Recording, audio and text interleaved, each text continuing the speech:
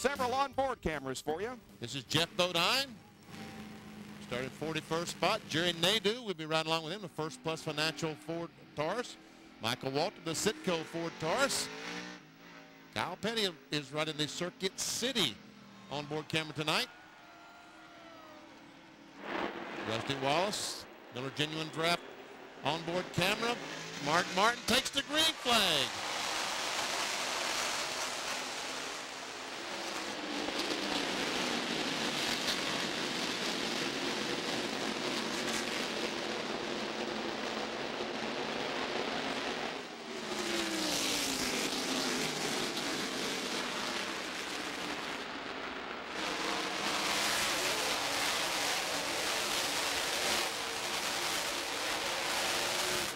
Is for second position as Jeff Gordon has the lead. Rich Bickle working high. Sterling Marlin down low in the battle for the number 2 spot.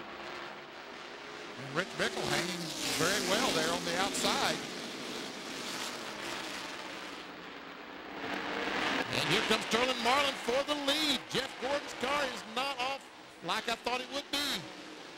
Jeff drifts a little bit high, and that opens the door for Sterling Marlin to take the advantage. Now Rich Bickle dives down to the inside, so before you say don't, he is back to about third spot. I'm talking about Jeff Gordon. And then another Jeff Lee runs in 4th position in his first drive, as we said, in the number 46 car. And we see Kenny Schrader on the outside, the green car on the outside, passing Dale Jarrett on the outside. And look at Jeff Green trying to get alongside Rich Bickle. That's Green in the other green car. So that outside groove really working right now. Look at Green going up there, trying to get around Bickle. Looks like he might be able to do it.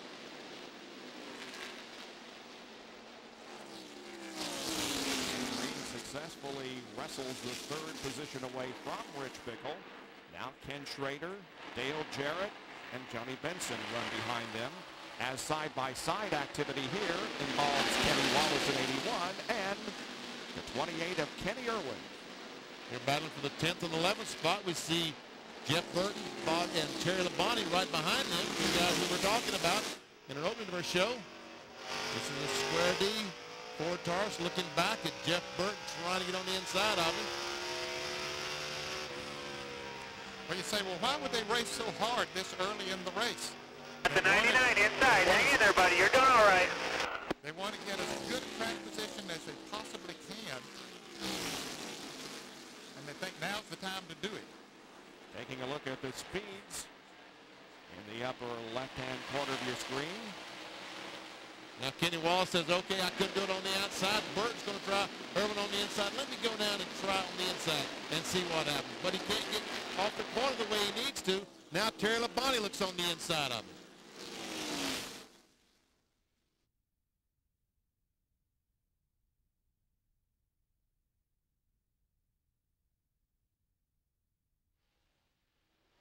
Speed getting a challenge from Bobby Labonte right behind this battle.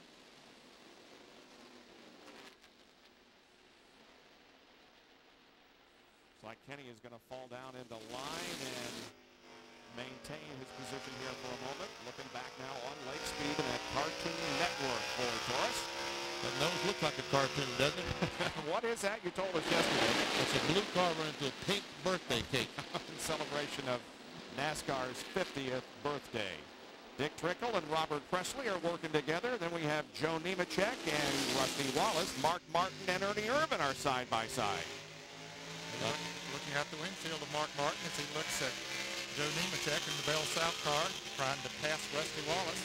But Rusty trying to pass him, trying to pass each other. From the Pennzoil copter cam overhead, good side-by-side action here in the opening laps of the Pontiac Excitement 400. 11 laps are about to be completed. Now, as these tires get warm, get hot, and these cars start slipping, it's going to be very difficult for them to do them 3 abreast over just a moment in turn 1, but luckily they were down to 2 abreast, which is enough. Rusty taking a look at Presley and comes up, and he has to follow Robert Presley down in turn 3.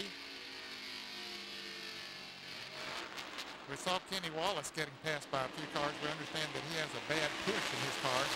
said before the race that he had they changed a lot of things under that car after happy hour.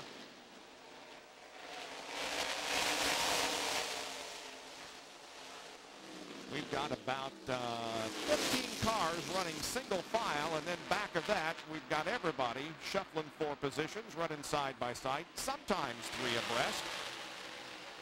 Rusty Wallace and Nemechek are still side by side. Cannot go anyplace. Well, that is some great racing back in the pack. They're running for around 18th, 19th, and 20th. Is Bobby Labonte having a problem, Bill? Well, he thought he was, Ned, but now they think maybe it's not a problem. What happened is that an oil pressure warning light came on. He saw it, he's talked to the crew. They think the problem is the light, not the oil pressure. They think that, and they're certainly hoping that. He's running in 18th position right now. Meanwhile, Robert Presley got leg speed a little loose, and almost a spin is Rusty Wallace, who has had bad luck in the early stages of races here. Almost got spun out, but saved it. And we see Ricky Rudd on the inside of Mark Martin trying to take that spot away. Oh, and we've got Todd Bodine up just touching the wall up between 1 and 2. Looks like the right front tire is flat on that car, maybe. Everybody scrambling to get around him, including Darrell Waltrip. Yes, we can see the right front tire is flat. No caution. Todd's going to make it to his pit stall. Let's take a look at what happened here as Rusty Wallace comes up on the outside of the 77 car of Robert Presley. And I think Bobby Labonte might have just touched Robert Presley a little bit, got him a little bit loose, and Rusty thought he was going to spin into him, so he made an evasive move. Let's go to John Curtin, who's in Todd Bodine's pit. And they changed the right side tires. They will come around and change left side tires. Kind of a slow stop simply because of the right front being flat. They had a hard time getting the jack underneath the car. On the left side, also a problem getting the jack under the car, but they finally get it up, get the tires changed, and Todd stalls the car and refires it and heads back down pit road, but he had to have lost at least a couple of laps. He did indeed lose 2 laps. The car on the move right now seems to be the 99 of Jeff Burton. He is up to 7th place. How about the 5 car of Terry Labonte right behind him in 8th spot? And Terry Labonte started in 18th position.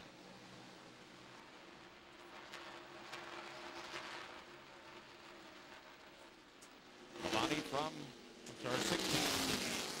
16th spot, moved up 3 by lap 8, got 3 more by lap 12, and 2 at the 18 mark, and he passes Jeff Burton. So he now goes to the 7th position. Moved up on the outside. Burton didn't resist him, knew that Terry was a little bit faster right now, so he let him go. Terry Labonte has a fast race car. So now there is Rich Bickle, Ken Schrader, and Dale Jarrett as they contest 4th, 5th, and 6th. And it looks like Schrader's going to take the 4th position from Rich Bickle. A brand new race car, Ned, that 33 car. And we hear about taking these new cars to Greenville, Pickens, other racetracks and testing them. They built the car, loaded it, and brought it to the track. Boy, it's performing well. It sure is. Ken Schrader is running 4th. The leader of the race is Sterling Marlin, with Jeff Gordon running in 2nd, Jeff Green 3rd, then Schrader and Bickle, as nearly 100,000 look on tonight. The Pontiac Excitement 400 from Richmond.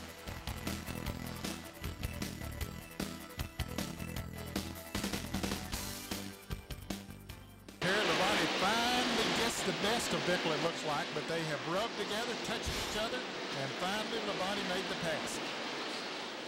Now Jeff Burton's going to try to do the same thing. Could not get the run. Now he's got the run off turn 4.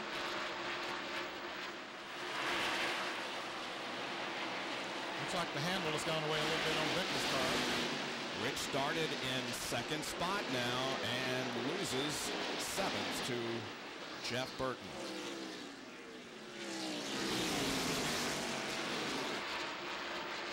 These guys have been going at it and trying to pass each other. Here's what happened in an attempt a few laps ago.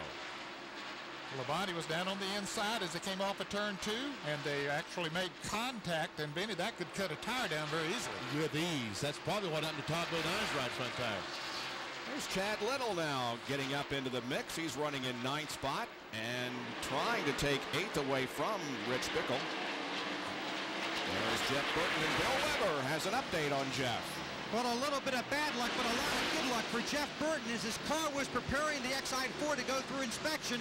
They looked at the left rear wheel hub and found out that on the hub where they wanted to put the lug nuts on one of the studs, where that stud went right through the hole on the hub. So they had to change out the entire hub. They got that car on the grid less than 20 minutes before the command to start engine. They were fortunate they found the problem then instead of 10 laps in.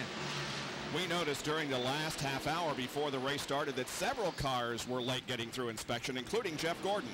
And Jerry Nadeau, the first Plus Financial car we see, trying to make it to the garage area, obviously not under power, so he will more than likely be the first car out tonight. Nadeau, one of the rookie contenders in the NASCAR Winston Cup Series in 1998. There was first and second, and here's back to third now, and Schrader has third. Yeah, it looks like the 46 car of Jeff Green is being passed by Terry Labonte. His car seems to have gone away a little bit now that we've run 35 laps of this race.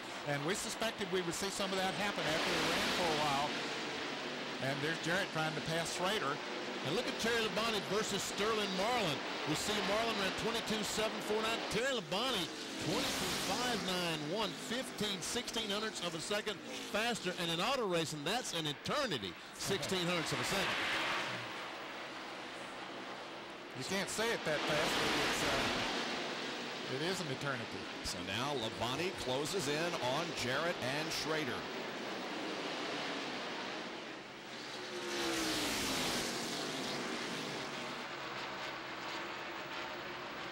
Kenny Schrader's getting the high groove to work a little bit for him. Last night in the NASCAR Busch Series race, he debuted in the second race this year in the Busch Series, and he ran the high groove all night last night. So Jarrett makes the pass. Now Terry Labonte comes down on the inside of Schrader.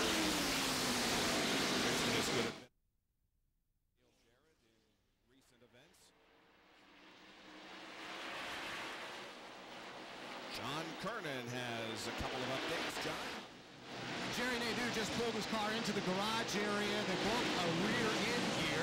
And updating you on Todd Bodine, he apparently got into somebody's fender out there on the racetrack, clipped the valve stem off. All the air came out of it. That's what caused his right front tire to go flat. And he's 3 laps down now, having to make that green flag pit stop.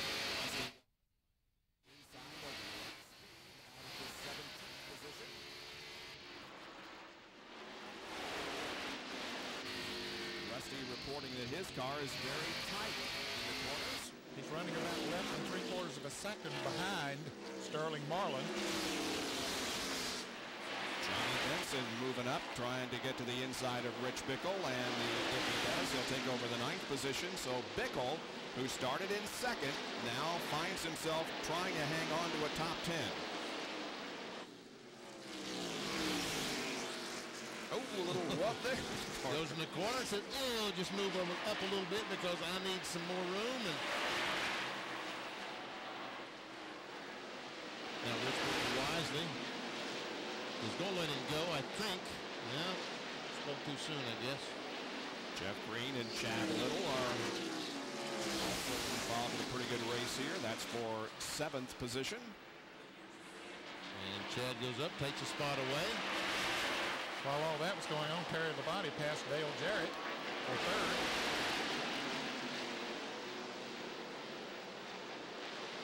Jeff Green's car, the 46 First Union Chevrolet, seems to have lost a little bit of the grip that it had coming off the turns in the early laps.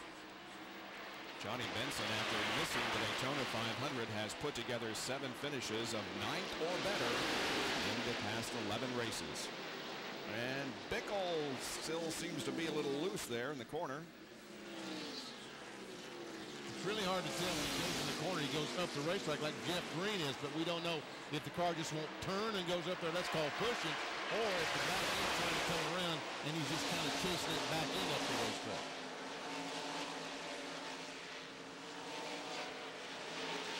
Benson's actually down very low on the racetrack. Gets up beside of him.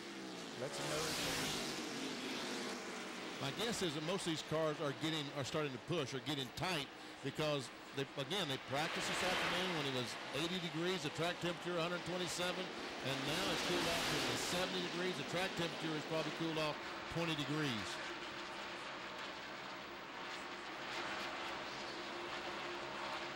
Still a great side-by-side battle there all the way around the racetrack. Jeff Green just refuses to relinquish that spot to Johnny Benson.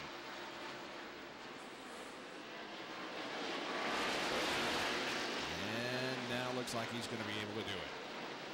Had to work for it. Sure did.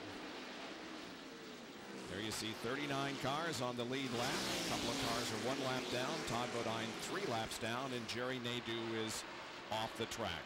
Napa Field Summary will show you the manufacturer's battle as of now. Boy, a great battle between Chevy and Ford. Chevy has 92 points and Ford 91. And here's our Ford leaderboard with Jarrett, Burton, Little, Benson, and Bickle all running in the top 10. Chevy, Ford, there you see the other 5 positions. And Pontiac, their best is Bobby Labonte at the moment, who's back in 20th position. And this is the Pontiac Excitement 400. That's so right. They need to get going. So far, Chevy, namely Jeff Gordon and Sterling Marlin, have led all the laps so far. And we see Terry Labonte continue to march towards the front in the Chevrolet number 5. When he got up to 5th place, he was 3.5 seconds behind the leader. But right now, he's just a fraction over 2 seconds behind. So coming through traffic, he is gaining on Sterling Marlin.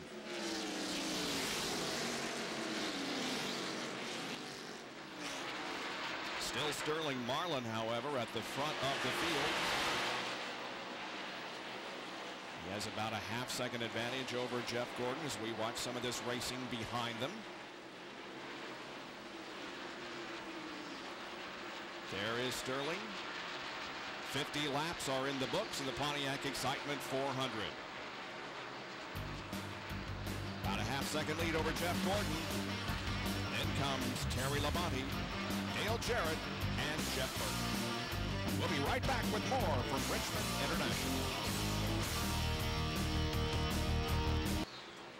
Beautiful overhead shot of this facility here in Henrico County, Virginia, just outside the city limits of Richmond. The Pennzoil Copter Cam with a great view of this 3/4 mile track. Well, the temperature continues to fall, BP. It was about 74.5 earlier. Now it's down to about 71, looks like. And that's right. And the cooler it gets, the tighter these cars are going to get, the more difficult they are to handle. Let's check in the Tabasco hot zone, see what kind of RPM and what kind of miles per hour Jeff Bodine will be able to get. This is going down into turn 3. And it'll accelerate the front stretch, and we see how the RPM indicator just zooms up to almost 8,800 RPMs. This is the tightest part of the racetrack. Down in 1 and 2, we'll see it goes down to 90 miles per hour. And he goes down in the corner, and we'll see how difficult the car's going up the racetrack. He's turning. Not doing a lot of turning. With regular tires, you don't do a lot of turning. You don't chase the cars like you used to with the bi-sply tires. Here's Mark Martin coming towards the front in the 6th car. He's trying to take over 10th now from Rich Bickle, who started on the outside pole in the Thorn-Apple Valley Ford number 98. Mark having a little trouble getting around. Coming off turn 2 now, heading down into turn 3. By the way, Jerry Nadeau, who was behind the wall, is back in the race. He is 28 laps down. And Mark Martin successfully makes the pass on Rich Bickle. Takes over the 10th spot. He's about 8.5 seconds behind the leader, Sterling Marlin. Meanwhile, the lead has tightened up as Sterling Marlin now has Jeff Gordon with about a car length separating them or less. And look at Terry Labonte. He's coming right in there on them too. And look who's up in front of him. The 3 and 4 car of Dale Earnhardt and Bobby Hamilton racing side by side. They're back there in 34th and 35th position. Bobby Hamilton won on a short track earlier this year. And of course, Dale Earnhardt, the winner of the Daytona 500. John Kernan has more on Dale Earnhardt. Bob, early in the race, after starting 38, Earnhardt knocked off 6 or 7 positions, but then right before Todd Bodine had his problem with the tire, Earnhardt got into somebody. I don't know if he got into Bodine or not with his left front. What it's done is done some fender damage and also knocked the toe out of the car. So the 3 crew right now desperately hoping for a caution so Earnhardt can stay on the lead lap and that they can get him into the pits under caution with the yellow out and set the toe right. So right now he's got quite a handful as he battles to stay on the lead lap. Indeed, he's back in the 35th position and just about to go a lap down. Meanwhile, we're on board with Kyle Petty. There's the Turkey City on board camera as he has caught the 133 car, Ken Schrader. Meanwhile, back up front, Sterling Marlin, Jeff Gordon, Terry Labonte, Dale Jarrett, all nose to tail, the first 4 cars. And now Dale Earnhardt is going to go a lap down here as the top 4 are behind him. Sterling Marlin makes the pass. This traffic has really closed up these top 4. Now Jeff Gordon tries to get around, and Jerry Punch has a report on the 88 of Dale Jarrett. Interesting how rapidly these drivers can adjust, and that's a sign of a great race car driver, or at least a smart race car driver. When Terry Labonte came by Dale Jarrett a little while ago, Dale's car was starting to go away just a little bit. Todd Parent said, basically, follow the 5 car. Let's go groove hunting out there. Let's find us a line. Let's go low for a lap or 2. Let's go high for a lap or 2. DJ followed the 5 car and now has settled in right behind him. Apparently, from listening to the radios, what the drivers are fighting are 2 problems. It is getting cooler, as we showed you, which makes the cars tighter. But, like we saw last night, they're also wearing the sealer off the track, which is making these cars get looser and looser. Some of the crew chiefs think the sealer situation is going to be the more severe, so the cars will eventually begin to get looser as the night wears on. When the car is getting looser, Jerry Punch was talking about the right rear tire is sliding. But if the car has some push in it and that sealer goes away, then that right front tire is going to start sliding across the racetrack, and the push will be more pronounced than before. Well, now instead of the top 4 cars running together, here comes Jeff Burton up, and he'll make it a 5-car battle. Yeah, while they were battling with Earnhardt, they're putting him a lap down. Burton had dropped about 1.5 seconds behind, but now he's closed it right up. Sterling Marlin, 24 races here at Richmond, 2 top 5s. His first was back in 1988. 6 top 10 finishes here, but his average finish is 18.4. Sterling Marlin has led 68 of the first 70 laps, with Jeff Gordon leading the other 2. And now Terry Labonte is taking second place away from Jeff Gordon and may bring Dale with him.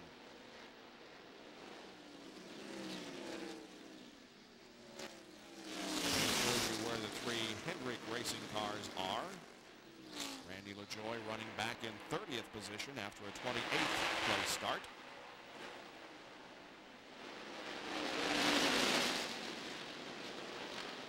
And Gordon looks like he's going to fall to 4th. Not yet, but maybe it's coming off of turn 4. That's where Jarrett seems to have a pretty good run coming off of there. He's able to keep his car right down on the bottom of the racetrack. Still hasn't cleared Gordon. Jarrett's car right now looks like he's handling better than most all the cars right now, Ned, because you're right. He's able to keep that car down closer to that yellow line than anyone. Wow, look at this. Jeff Green, Bill Elliott, Joe Nemechek, Lake Speed all going for it, and they're battling back here for 19th, 20th, 21st, and 22nd. And so forth. Yes. They're about 3/4 of a lap behind the leaders. Spencer also racing with the group, as is Jeff Bodine. 6 cars here running together. Lake Speed is going to make it 3 abreast there for second, and I didn't think that was going to work too good.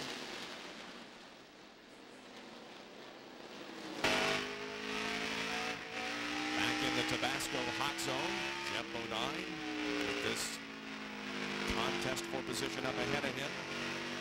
Darrell Waltrip is in the pits. Pennzoil car number 1. That's the earliest pit stop that we've seen, 75 laps. He's going out of the pits actually now. And I would imagine a lot of teams are very interested in the tire wear that the Pennzoil Chevrolet is getting. Yep, I think you're right. Just go down and look and see how it was.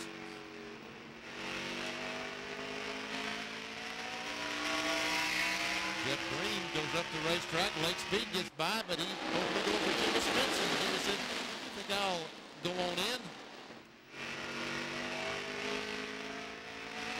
Here comes Jeff Bodine. He's trying to do the same thing. He's trying to keep the door open.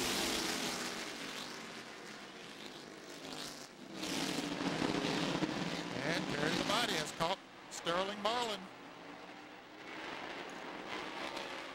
Jeff Burton has caught Jeff Gordon. The Gordon car seems to have gone away a little bit.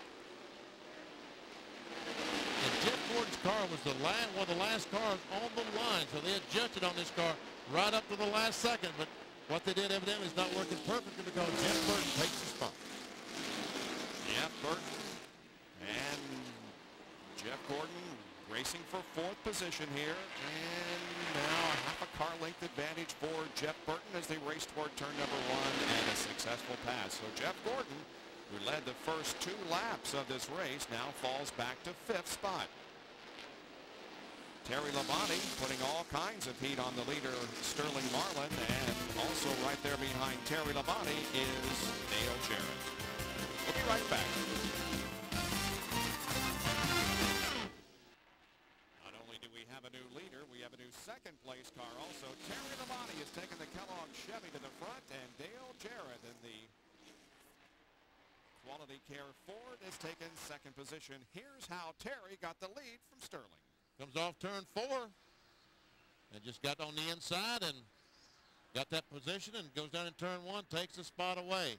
And a couple of laps later, Dale Jarrett did the same thing. Meanwhile, Michael Waltrip has been able to get it, has hit someone, and he's got the left front fender knocked in on the tire, so he's on pit road. Here he comes down pit road with smoke trailing from that car with the tire rub. He's banged somebody pretty good, hasn't he? He has. And Rick Master just going out of the pits. He made a pit stop.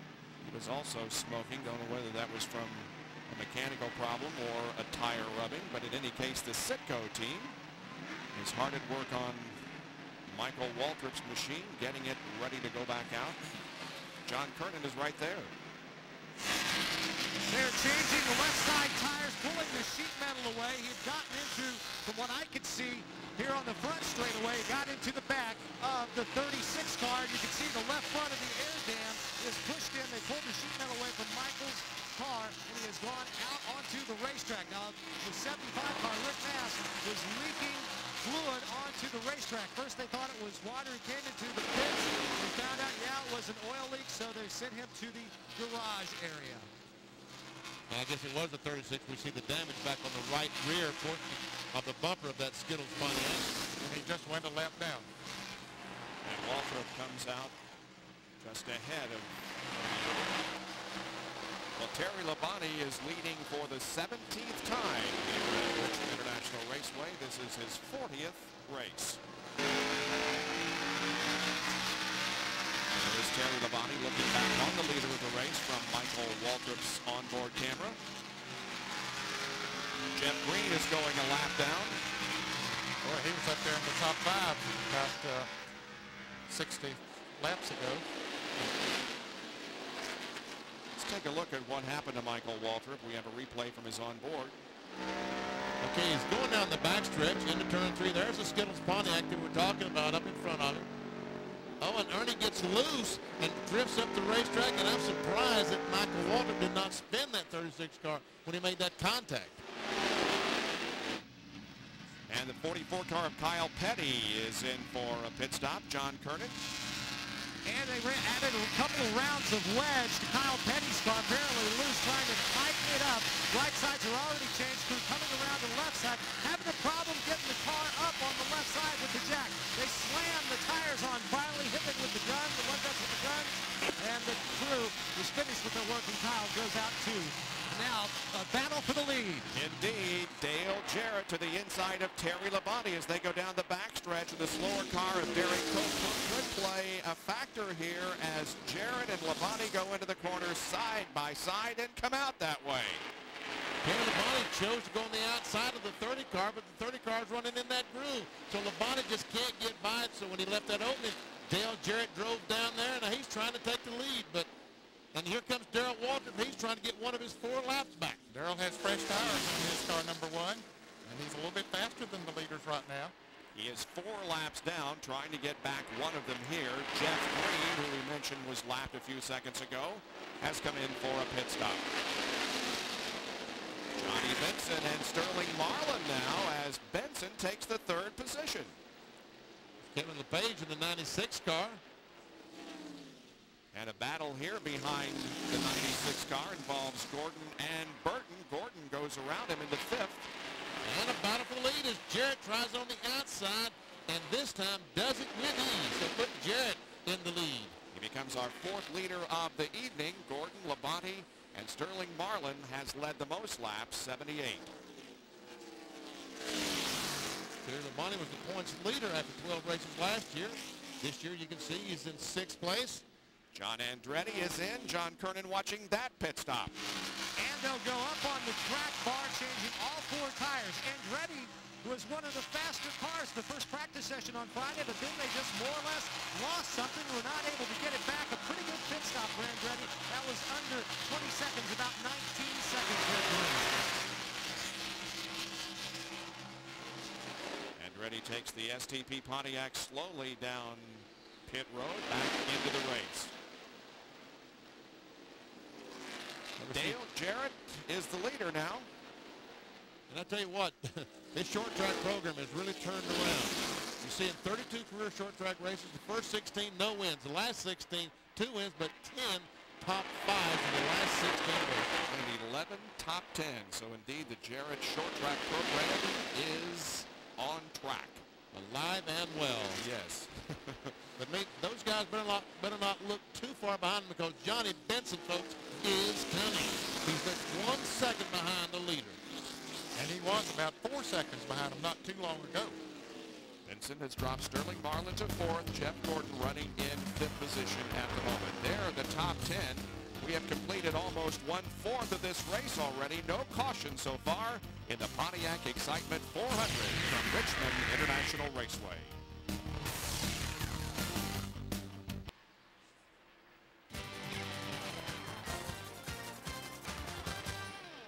ESPN Speed World tonight at Richmond International Raceway, as about 100,000 race fans have gathered for this first night race in the springtime.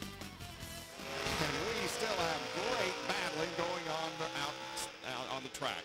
Here are the Roush Racing cars and where they are on short track points earned in 1998. You see Ted Musgrave has earned the most among the Roush Racing team. He's 3rd in points. Now let's see where all these guys are running right now. But the guy to look is Johnny Benson. He has passed Terry Labonte and gone to 2nd. No, he has passed Dale Jarrett and gone to 1st. Has he? Wow. Wow, there's their leader of the race, Johnny Benson, the Cheerios, Ford Taurus. Dale Jarrett is 2nd, and now Terry Labonte is back to 3rd. And right in front of this is a wreck trying to find somewhere to happen. That's the truth. A bunch of cars really been going at it out there. Some of them have made pit stops on new tires. The 43 car has made a pit stop, and I think Ernie Irvin has in the 36 car, and they have really been going. Look at Benson go between them, splits them. Sterling Marlin has been in for a pit stop. He was he led the race for a long, long time. Well, Benson is trying to lap the 9 car of Lake Speed, who is running in 21st position. Dick Trickle has come in for a pit stop in a Heilig Myers car. As Ward Burton goes out of the pits in the MBMA Pontiac. Bill Weber can see this pit stop by Dick Trickle. And Trickle has struggled. They will make a chassis adjustment. He's already got right side tires. He'll swing around to the left, bolt on left side tires, fill it with fuel, send him back out on the track. 109 laps on the board. Guys losing precious laps here under green, hoping they don't get... Watch speed. Watch speed. 4200, 2nd gear. Good to see car owner Judy Donlevy here at the racetrack for the first time in a while. Bobby Labonte comes down pit road as we ride with him to his pits.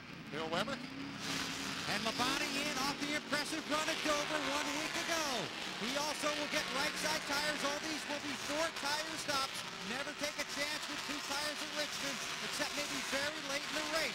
Jeremy Mayfield slides by on his right-hand side while he continues to get his left side tires. Peter Gellin topping out the tank.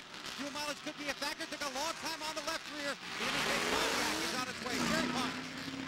Further down pit road, Jeremy Mayfield getting routine service on his right side. And they're watching the 81 crew now work on the left side.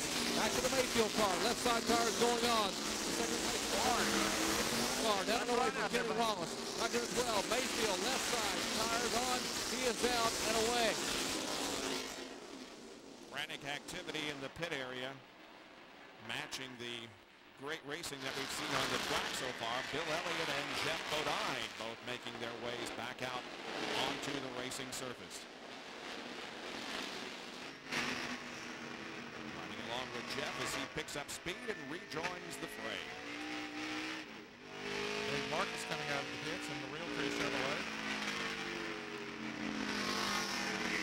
Johnny Benson now with more than a 3/4 second lead on Dale Jarrett. Here's how Benson took the lead away from Dale. Traffic. Jarrett got in the traffic, had to get out of the gas lane a little bit. Benson got on the inside and just away he went.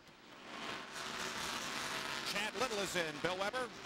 One of Benson's teammates already right sides on. Slight air pressure adjustment. Fuel going in. They expect this car to get even better as the night goes along. They struggle on the left rear. Losing precious seconds now. Chad Little returns to the race. Rusty Wallace is on pit road. He pulls to the left and pulls into his pit stall. Expecting Ken Schrader to pull in soon. Right side tires for Wallace. 17 top 10s in the last 18 races here for Rusty, but this has not been one of his best weekends. Swinging around to the left side. Fuel going in. Waiting on the left side tires. Right now Ken Schrader around Wallace. He will slide into his pit stall. Schrader had been very loose early in the race, but the car has tightened up nicely. They will only make a slight air pressure adjustment in the right rear tire. The right sides are bolted on. Now they'll shove the second can of fuel in. Come around to the left side. The lug nuts come off. These are sticker tires going on for Schrader. Waiting for the lug to be tightened. Good stuff for these guys. Schrader's away. Gordon's on pit road. Here's Jerry. Our pole sitter, Jeff Gordon, makes his first pit stop of the night. He had been complaining that the car had gotten tighter and tighter. He said it was tight in the middle and even tighter off. They now will make a major chassis adjustment in the right rear. Change all 4 tires and hopefully very, very easily be able to correct the problem so Gordon can get the car to turn coming off the corner. Left side tires are on. He slaps it in gear and pulls away. Let's go to Bill Weber. Another Roush car with a strong run. This would be Ted Musgrave on pit road. Will be a chassis adjustment for Musgrave. 2 rounds to the right side. Now they'll come around to the left side. Musgrave getting his tires. One starts to get away. They get some help from the 33 bunch. Thicker tires for Musgrave. He's away.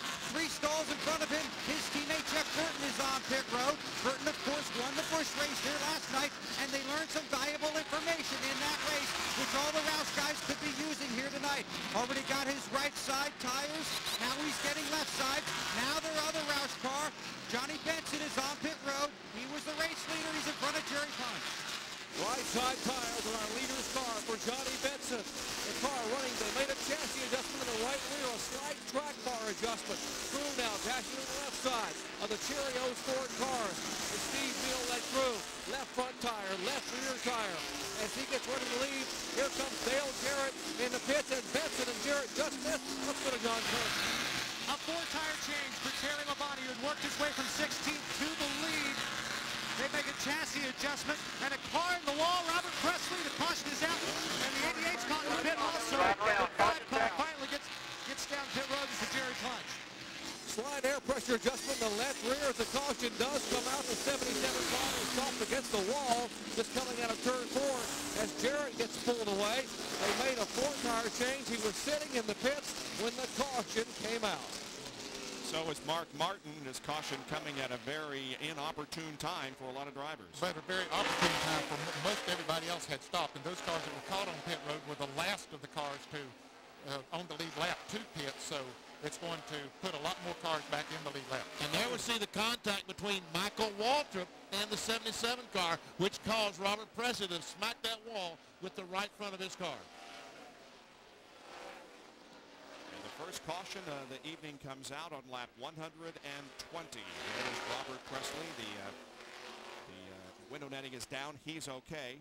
From Michael Waltrip's onboard camera, let's look at the replay. There we see he's on Bobby Labonte goes by. Robert Presley's got to be going by as well. Ryan Presley thinks he's got it cleared. Tries to go back up the racetrack to get his angle to turn 3, but unfortunately Michael Waltrip's left front was there. And there was damage earlier to the right front of that car. Now there's damage more severe to it. Caution out for the first time here in Richmond. Back in a moment. Stay with us.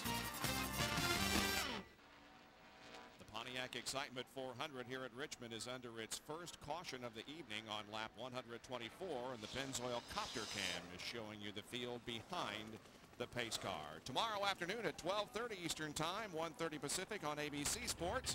It's the ITT Automotive Detroit Grand Prix from Belle Isle in Detroit. Point leader Alex Zanardi takes on defending champion Greg Moore, who's finished in the top 6 in all the FedEx Championship Series races so far. That's tomorrow at 2:30 Eastern Time on ABC Sports. Jerry Punch. Under the caution flag, the car number 40 of Sterling Marlin decided to come back down pit road, although he had just pitted about 20 laps ago.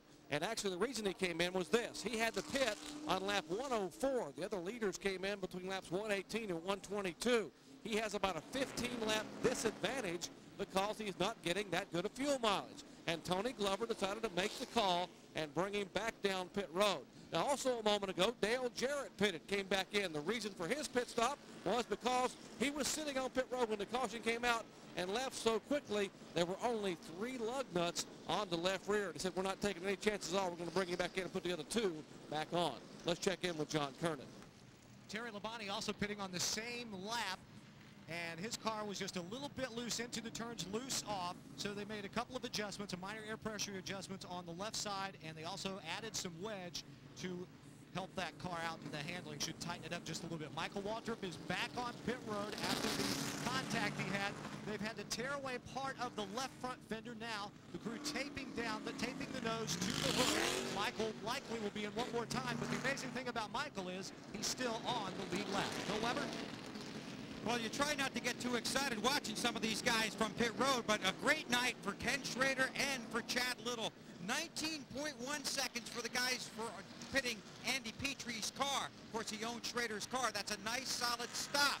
And we saw Chad Little's guys struggle a little bit on the left rear. Actually, they had trouble getting the jack under the left side of the car, so that cost them precious seconds. But still, Schrader is 5th, and Chad Little is running 6th. Now, Bobby Labonte was 14th on the racetrack after the caution came out.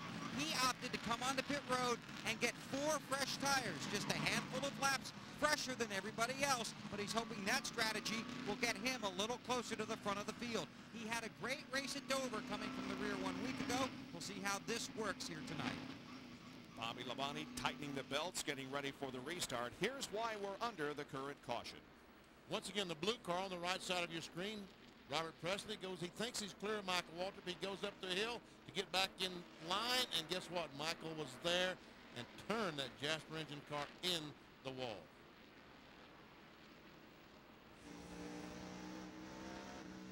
Along with Michael Waltrip, and you saw that just what Benny said. He thought he was clear, and he wasn't. 127 laps are in the books now under caution here. Terry Labonte is your leader, followed by Jeff Gordon, Mark Martin, Johnny Benson, and Ken Schrader.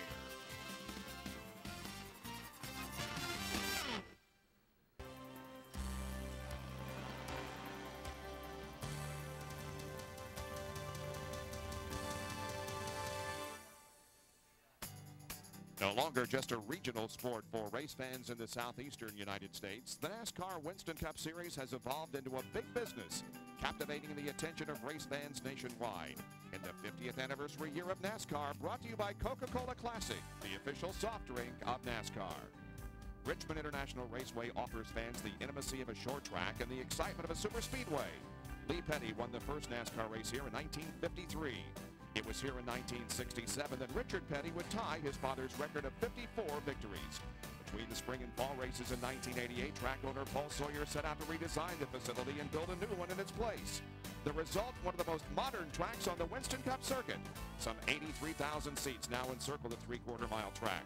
And Richmond International Raceway continues to give us the unique blend of short track action with super speedway thrills. Pride and joy of the Sawyer family here in Richmond. Just a tremendous facility and one of the most fan-friendly that you will ever find. Jerry? We told you Jeff Gordon had a problem with a severe push on the car. That means the car will not turn in the corner. And Benny mentioned the right front tire would wear out. Well, this is the right front tire off Jeff Gordon's DuPont Chevrolet. Take a look. The cords are actually showing on the inside shoulder of the right front tire. He didn't have a lot of time left. Hopefully they have fixed that push. We're going green, Bob. Yes, indeed. The green flag comes out, and the leader of the race is Terry Labonte.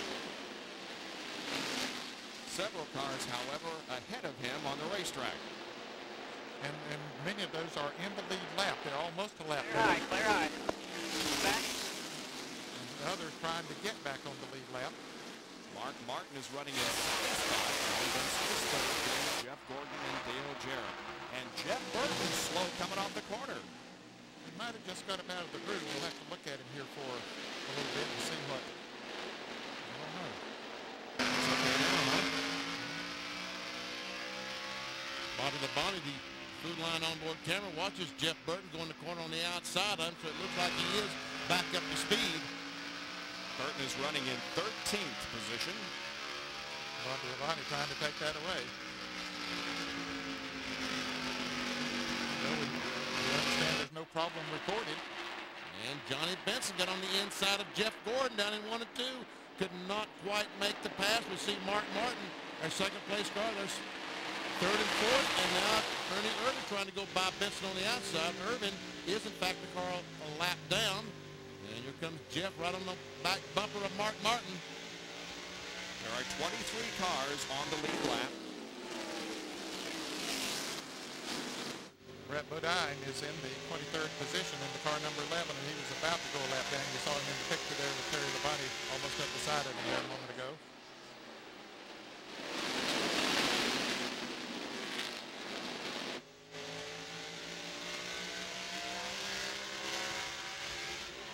Second place, Mark Martin. We're riding with him, looking back on third place.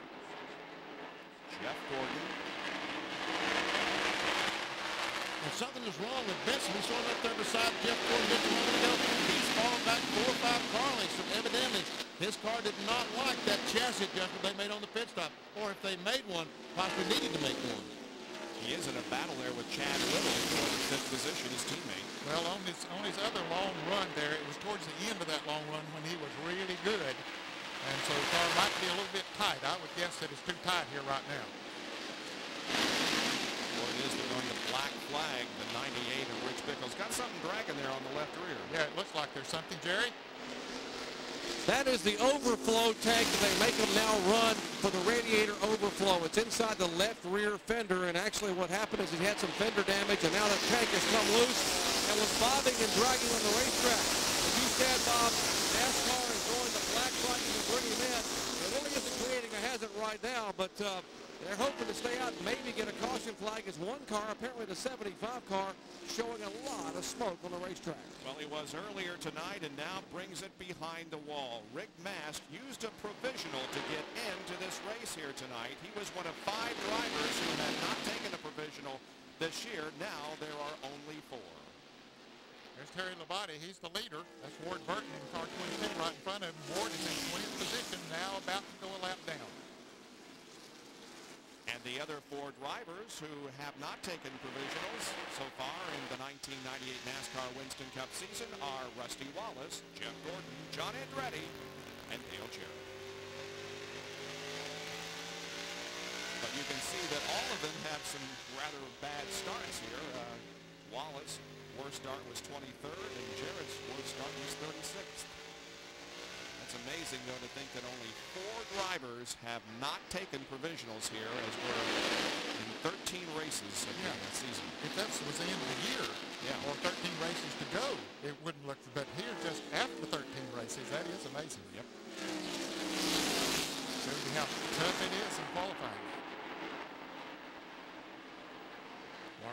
third place car trying to get by late speed. Meanwhile, there's Kenny Schrader in the 33 Skoda car. He's back in fourth spot, and Benson is now fifth.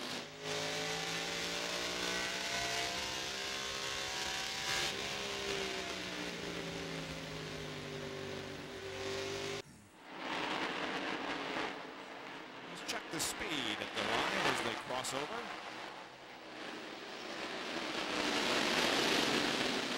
Terry Labonte, the only driver over 120 miles an hour. But he's out there in clear sailing right there. No cars where many of those others are back in heavy traffic. Dale Jarrett, the third fastest. And he was in heavy traffic. Yeah, he's back in 10th spot. Once again, there is Jeff Gordon, who is running second, and Mark Martin, who is third. There's Kenny Schrader. He's in fourth place.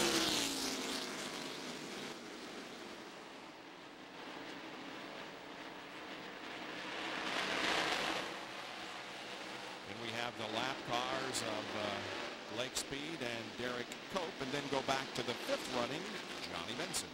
And Rich Bickle, the outside pole sitter, Thornapple Valley Ford Taurus on pit road. Unscheduled pit stop. Jerry? And they had told Rich if he didn't come in this time, they would stop scoring him. He was hoping to get a caution flag. They come in, and there's that overflow tank, and they're trying to pull it and pull, and they snip it. He's down and away. They were going to cut it, but a guy grabbed it with his left hand and just snapped the little plastic tube, and he is away. Knocked him back on his heels, but got the job done. And Bickle is back in competition. And boy, did he come back in competition right in the middle of a lot of cars. Okay, we left off with Benson there in the 26 car, who's in fifth spot.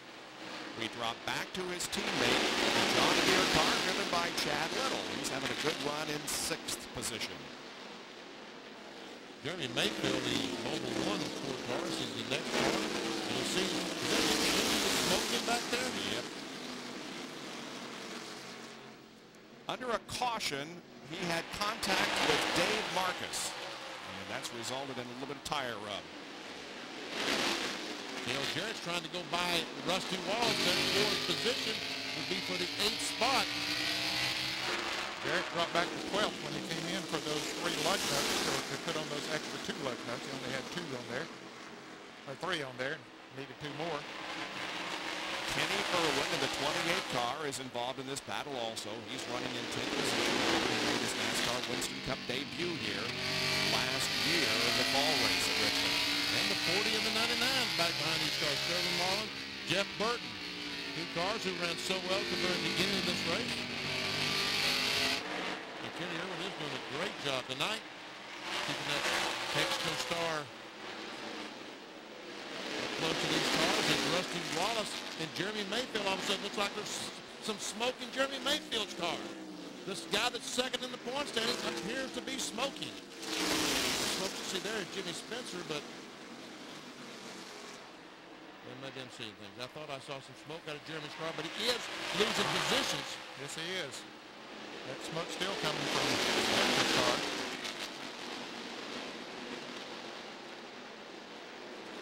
NASCAR's keeping a close eye on Jimmy Spencer.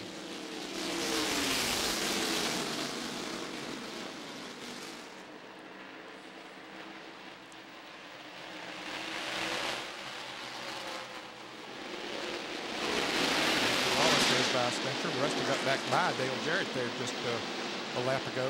Jarrett was on the inside, ran up behind Dave Marcus, had to back off, and you see that smoke again on Spencer's car.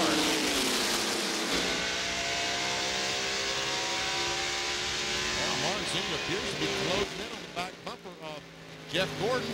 You hadn't heard much of Mark Martin here tonight, but he is in third place and closing in on second. Steve Grissom on the outside of these 2 cars. Good punch.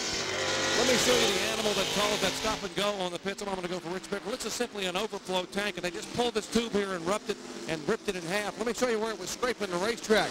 The bottom of this tank was rubbing the racetrack and already had a hole in it, so any water in here had already come out. It was sort of bobbing against the racetrack. Fortunately, they were able to rip it off without losing any more valuable time here in the pits.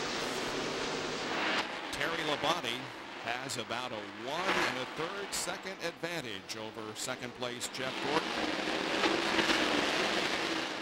Well, here's a battle going on between Jeff Burton, Bobby Labonte, and Jeremy Mayfield. Burton in the 99 car, Mayfield in 12, and Bobby Labonte in the green number 18. They're battling for 11th, 12th, and 13th. I don't see any smoke out of the 12 car right now, so it might have been residual smoke from Benson's car that I'm seeing just a moment ago. Bill Weber? There's clearly some kind of flame visible from pit road underneath the 12 car. Jeremy has not said anything about it. Some speculation down in his pit. It could be a piece of rubber burning. It's hard to see from the camera angle, but you can clearly see it standing here on pit road. There's a glow of flame underneath the 12 car. Yeah, we can see it, Bill, under the car when he goes in the corner. Right in the middle of the corner, right in the middle of the car, I should say, you'll see a flame in there. Yep. So something is amiss. There's no doubt about that. He has lost several positions in the last few laps. He's back to 12th. Could that be a broken exhaust pipe? Could be. I don't really know. Bill, you got any more information? Benny and Ned, they think it's some kind of piece of rubber underneath there, either used in there for a suspension piece or maybe something holding a piece into place. But they're hoping that it will just actually burn itself out. Huh. It's not spark. It's not metal that's dragging the racetrack. Otherwise, it would be in a spark mark. But in fact, it's fire under the car. That was 159 laps so far completed in this race. We have had 5 leaders and 7 lead changes. Sterling Marlin has still led the most laps, 81, but right now it is Terry Labonte on top. He's led 52.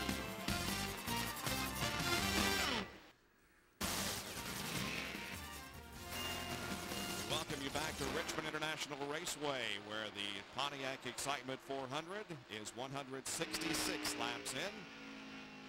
We're riding with Jeff Bodine, looking back on the leader of the race, Terry Labonte, who has about a 3/4 second lead on Jeff Gordon. And remember that incident he had with was it Rich Bickle early on in the race? Look at the damage to the right front fender on Terry Labonte's car as a result of that, just making slight contact with Rich Bickle. Now he's trying to get around Jeff Bodine and put him 2 laps down. He just passed, as you can see there on the right of your screen, Bill Elliott, who was running in 19th position, so there are now 18 cars on the lead lap. In the Tabasco hot zone with Jeff Bodine. As he tries his best to stay in the lead lap down in turn 1, up to almost 140 miles per hour, now on the brakes hard. When they got down to 94 miles per hour as he accelerates off turn 2, going to 3. And we can see just the difference up to 130 miles per hour, 10 mile per hour difference in the straightaways. You can see several tire marks on the Terry Labonte car. Going 2 laps down is Jeff Bodine. And there you see Jeff Gordon has gotten around Mark Martin now, taking over second. And Gordon is moving in on Labonte. There are the 3 leaders. Labonte, Gordon in the 24 car, and Mark Martin in the number 6.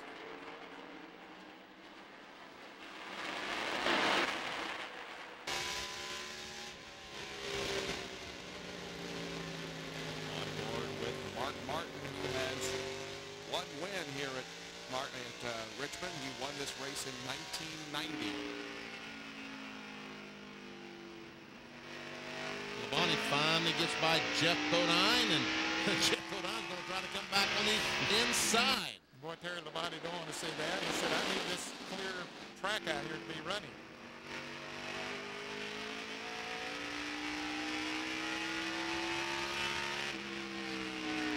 Actually said that Mark Martin was catching Jeff Gordon a little while ago. He's been back there in third all along, but he's staying right with him. Yeah, he's not anymore. There we go. Mark Martin moves to second.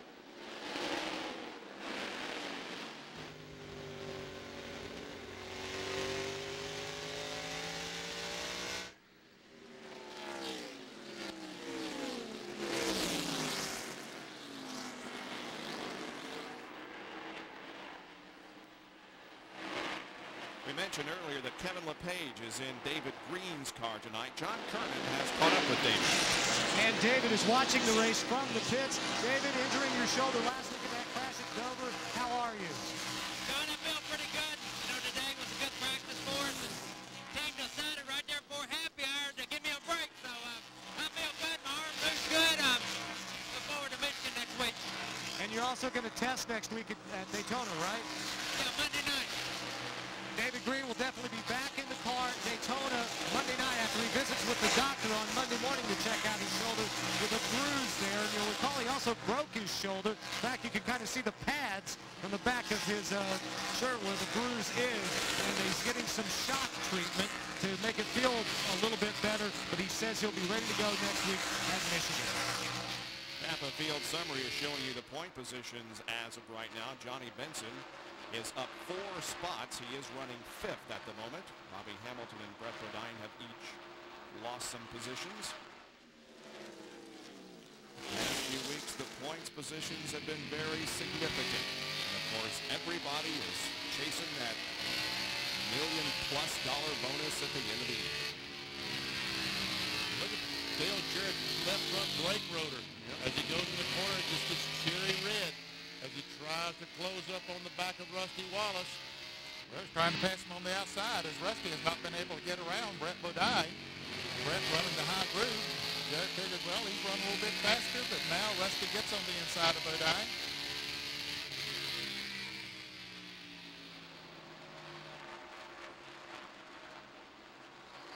Brett Bodine a lap down in 22nd spot in the number 11 Paycheck Sport. I guess that flame burned itself out there on Jeremy Mayfield's car. That's the doggonest thing I think I've ever seen. In all your years of racing, you've In never all seen my years, I've never seen anything like that. That's not Jeremy Mayfield, that's Rusty Wallace we're seeing there. And finally, he gets by Brett Bodine. Now, can Jarrett do it?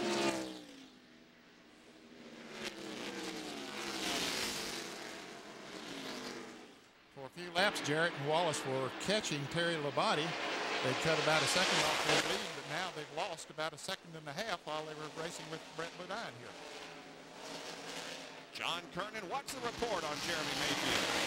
Well, I think what happened to Jeremy is the same thing that happened to Michael Waltrip a little bit earlier in the race. They picked up a piece of rubber on the header. Well, the header is extremely hot. It caught the rubber on fire. The rubber burned. There was a glow underneath the car, but finally the rubber just burns itself out. So I think that's probably the same thing that we saw with Jeremy Mayfield. How about that? Ricky Rudd just went by Jeremy Mayfield. He was up to 15th position, and Ricky Rudd Outside. 10 of 19 Clear behind the 10. last weekend. Kyle Betty that Ricky Rudd was able to go by. That was Kyle Spotter that you heard. Everything was clear behind the 10 car.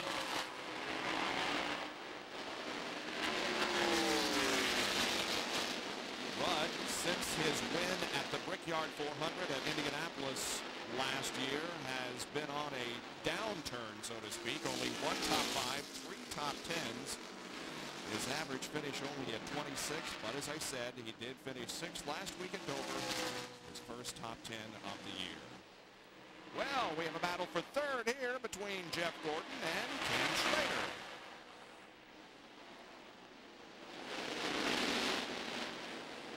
You see Mark Marks pulled away from Jeff Gordon by about a second. Seems Gordon's car, after they run about 40 or 50 laps, they seems to go away a little bit for him. There's Schrader trying to look down on the inside as he come up on Bill Elliott. Elliott is a lap down in 19th position. Schrader's best finish here at Richmond was a 4th. This race, 1995. You see Jeff Bodine, who raced so hard with Terry Labonte just a couple of laps ago, trying to stay in the lead lap or stay just 1 lap down. He's now 2 laps down to these cars. Gordon is one of 5 drivers who have picked up bonus points for leading a lap tonight. Trouble up here in turn 4. Hey, give me your kid. The car's up against the wall. Stay to the bottom. Leader's behind you. The car's up against the crash wall. Leader's got it behind you. Watch the back door. Jeff Green is the driver driver involved. You heard the It was conversation. about 50% better. We need to do it a little bit more. So I wonder if Dick Trickle got his lap down. Ooh, look at the heavy contact. Boy, Jeff it's a Green's mess. First Union wants to get some TV, but not this way. So did Trickle get his lap back? Guess not. He did not get his lap back. He was battling a flame there as he tried to start that car. Trying to start the car, but all the water we see in the radiator is running across the racetrack. Yeah, Jeff, you don't need to crank that thing. You aren't going anywhere with it. Second caution of the evening coming out as we near the halfway point. John Kernan. And the leader of the race, Terry Labonte, will be the first to hit his pit stall. He's right across from the start-finish line. He says the car is just a little on the loose side, but he also told Andy Graves that the car was also pretty good. No adjustments right now. Left side's going on. Let's go to Mark Martin's pit and Bill Weber. Mark Martin has right side tires and is now getting left. Whole lot of fuel in. I had just talked to that crew. Very pleased with how the car is running. Clean off the grill. Mark Martin's away. Here's Jerry Punch. Right side tires already have gone on Jeff Gordon's DuPont Chevy. Left side tires, no other adjustment. The previous adjustment has gotten rid of the push. Jeff says now we're a top 5 car, and we're gaining on him as he is down and away. In 20.8 seconds for the Jeff Gordon pit stop. Here comes Bobby Labonte, Kenny Irwin, Sterling Marlin moving out. So is Joe Nemechek. And Johnny Benson lost about 4 or 5 spots. And Jeff Green's looking for somebody. He's a little angry with somebody. I think you're right. I'm just glad to see he's okay because that car was really taking a beating there. Wow. Is he just trying to get across the racetrack, or is he looking for somebody? I was like you, Benny. I thought he was looking for somebody to come around that he wanted to shake a finger at, but maybe he's just waiting for the traffic to go by so he can go down across the racetrack. Yeah, there it is. You're right. Was that Musgrave? Yep. Looked like a yellow and blue car. Yep. So Jeff Green is okay, but unhappy with Ted Musgrave as he scampers across the track to a safer position. Didn't have far to run to his pit. Well, let's take a look at this thing, and we'll confirm whether or not it was Ted Musgrave. Yes. Yes, that's who he was pointing at. Look at the top of your frame now. We'll see if we can catch what happened. It's already happened. And let's see, Musgrave is first car in that pack that came off of turn 4. A lot of cleanup necessary because, as we indicated, the radiator dumped out all of its water onto the racetrack, and so we will be under caution here for a few minutes. There's almost 100,000 people who have gathered here at Richmond International Raceway tonight. John Kernan. Jeff Green is walking by, obviously upset, does not want to stop to talk to us now. I have a feeling he is headed down pit road to a certain pit stall to talk to a certain crew. Mm-hmm. We would guess so. Jerry? Well, I came to the First Union pit stall, and that crew is already headed down pit road as now a NASCAR official is trying to get Jeff Green to head back to the garage, and Jeff says, no, I need to have a little discussion. Now, what Jeff Green told his First Union crew was that the 16 car turned him down in the corner, so he is going to go try to make his point. His crew members are already on their way to that stall to make their point. This could get very interesting. I think now finally the NASCAR official has made his point and turned him around. Thankfully, headed him back to the garage area. Yep, we'll keep an eye on that situation, but it looks like Jeff Green has decided to go back and cool off for a little while before possibly talking with the Musgrave team. High above Richmond International Raceway as we welcome you back to the Pontiac Excitement 400, under caution for the second time. Well, Jeff Green was discouraged from going down there. Felix Sabates, the owner of the 46 car, is having a rather heated discussion with the Musgrave team. Now, John Kernan will talk to Jeff. Jeff getting a cool drink, trying to cool down a little bit. Jeff, you okay? Yeah, I'm okay. This makes me mad. You know, we had a good car to start the race, and we got a little loose, and we was getting it better. Got a lap down there, and we had a long way to go, and That guy driving that 16, he spun me out before, and I don't know whether he's got a problem with me or not, but I don't want to tear anybody's race car up over it. He needs to come see me, not tear the guy's race car up. Felix gave me opportunity to run, and thought he was doing a decent job. You know, we wasn't going to have the best finish, what we thought we were going to have, but had a long time to work on it, you know, and got to see the checkered flag before we can finish well. So I just, you know, I don't try to rub on anybody or wreck anybody, and he's done it to me twice now, so I'm going to have a talk with him. All right, that's Jeff Green. Good luck next week, Jeff. There is Felix, the owner of the Sabco racing team. Well, we're 8 laps away from the halfway point here at Richmond. The lead is held by Terry Labonte with Mark Martin running inside.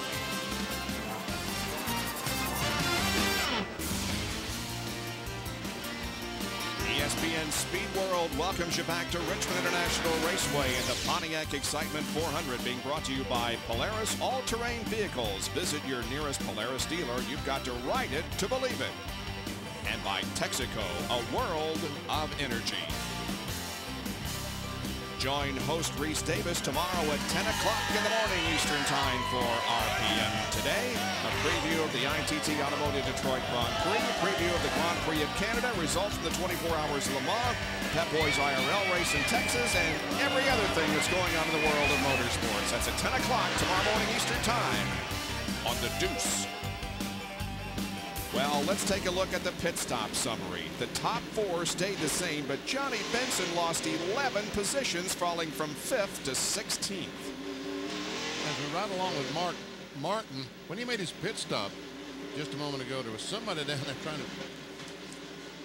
We saw if you're looking close on his pit stop, see this guy here? What's he doing? He has an infrared gun that he's pointing toward the left front. I assume that he's trying to find the temperature of the brake rotor on Mark Martin's car. See the little light that he's pointing toward his wheel? I think he's trying to get the temperature on the brake rotor. High tech, huh? Oh, that's amazing. Well, they're getting the 1 to go signal. Here's an update on the Johnny Benson story from the doctor. Seems to be a case of missing lug nuts. Again, as we saw with Dale Jarrett's pit stop earlier, Johnny Benson came back in. They only had 3 lug nuts on the left rear. And here's what you call teamwork, guys. That's Jeff Hammond, who's the crew chief for Chad Little, another one of the Jack Roush cars. He is still going to call Chad Little's race, but he has come down here to be the jack man for Johnny Benson. They are short a jack man, so now crew chief will be jacking a car he's trying to beat. Cooperation, huh? Yeah, Benson did have a slow pit stop that last time. I don't know, there must have been a mix-up. And as Jerry said, left the pits, left the lug nuts off, and you got to come back and get them on. So he drops back to 16th, and there's only 17 cars on the lead lap. The 17th place machine at the moment is Michael Walters. We're on board with several cars as we get set for the green flag. Here we go again. Well, Martin jammed that 3rd gear, didn't he? He said, I got to go.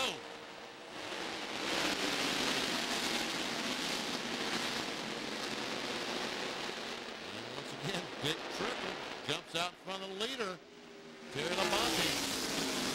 Trying his best to get a lap back. And here comes Mark Martin for the lead. He saw an opportunity and got him 5 bonus points. I don't think he led before he He has not led before, so we have our 7th leader of the evening. And if he can stay there, he'll pick up the $10,000 from Gatorade, because at the halfway, you got to run 5 laps after a green flag. That's the completion of lap 199, so the official halfway point will be next time around. Both of those guys on the lead lap. Jarrett trying to pass Rusty on the outside. Burton has come up there to contest the situation as well.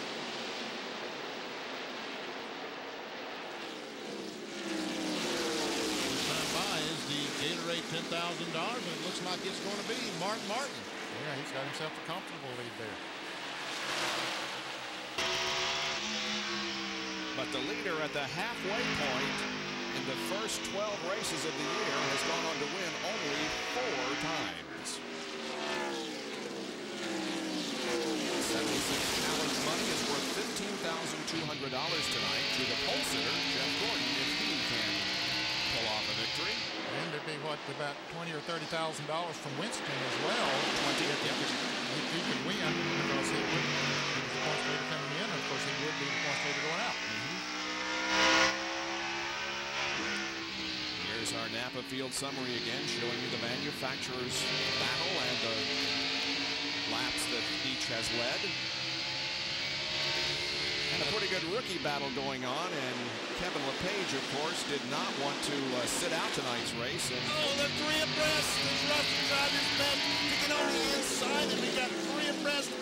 Jeff Burton gets by, and now Rusty says, look, I got to go on the outside. And in doing so, he just about runs in to Rich Bickle in the 98 car. Well, that could have been a wreck. It was. It just didn't totally happen. Whoa, look at Rusty and Jeff Bodine rubbing on each other. And we see the bumper on the back of the 7 car a little bit loose. I think that Rusty got in the back of Jeff Bodine going down to turn 1.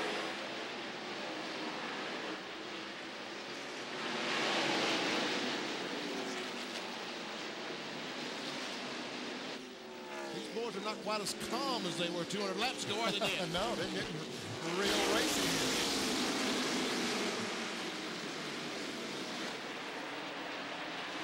See Jeff Burton trying to get by Jarrett. Here's what we see Rusty Wallace going down in turn 1. This is Jeff Bodine. Oh, that's what happened to the rear bumper on that car. Wow. Yeah.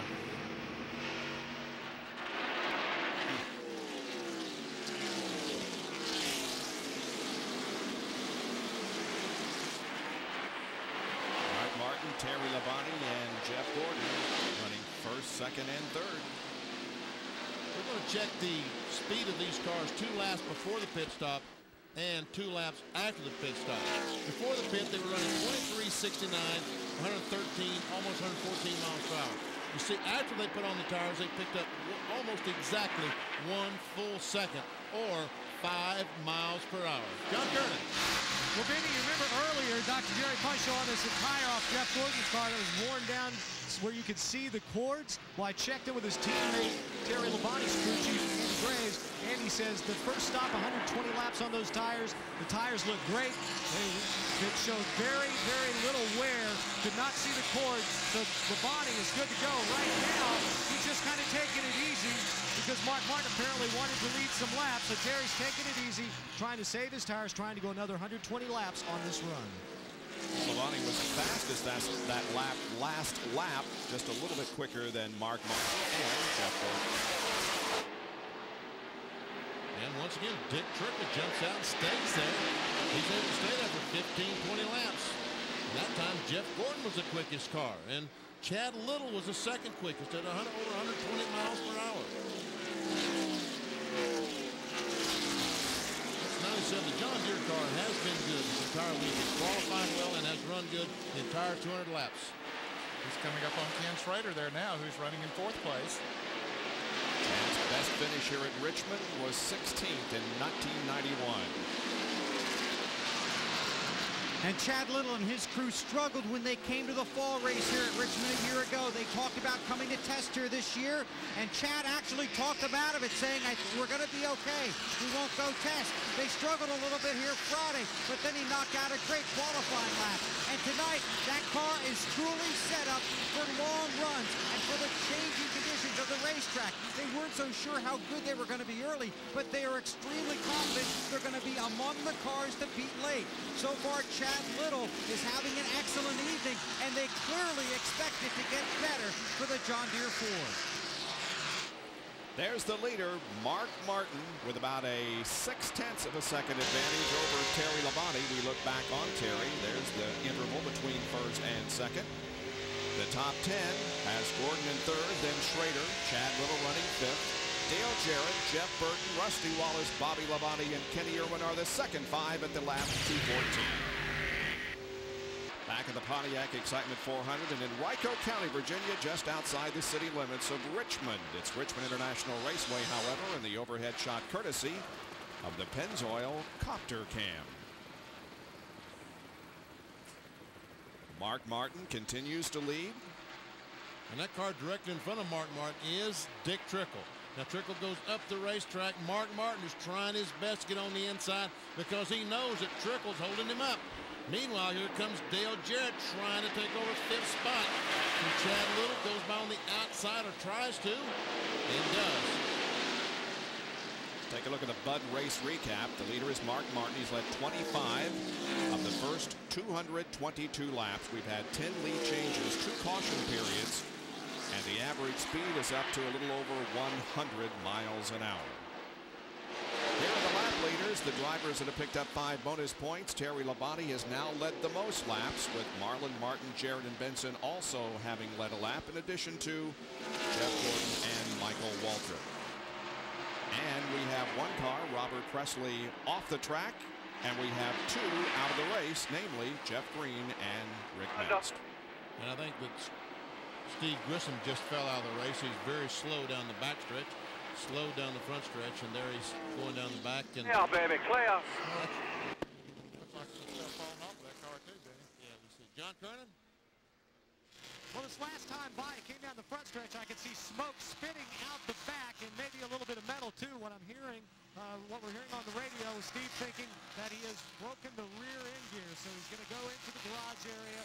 They'll check that out. If that is, in fact, what had happened, they'll replace it, and he'll try and come back out on the racetrack. Rusty Wallace has just taken 7th position from Jeff Burton. Jerry has more on Steve Grissom. Apparently, prior to him slowing in the last 4 or 5 laps, a number of cars, including some of the leaders, have complained that something was coming out of the 41 car. Possibly some rear-end grease leaking out of the car. Now, NASCAR has asked their spotters to look all around the racetrack. In fact, a number of crews have said, if there's anything at all, or you suspect anything, please put out the yellow. They are still looking, but as yet, no yellow flag. And a change for 4th position as Dale Jarrett goes there, and Ken Schrader drops back to 5th, and now Chad Little is right there in the mix also.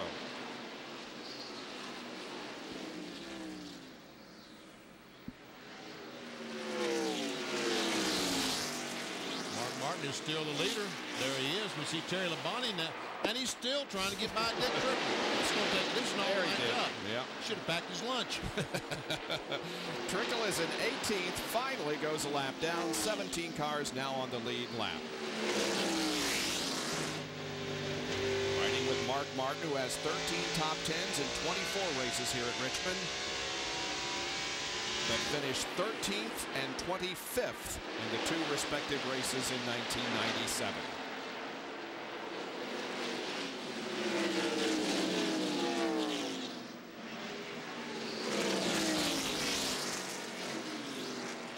Sixth, 7th, and 8th under race here as Ken Schrader, Rusty Wallace, and Jeff Burton go at it. Go down in turn 1.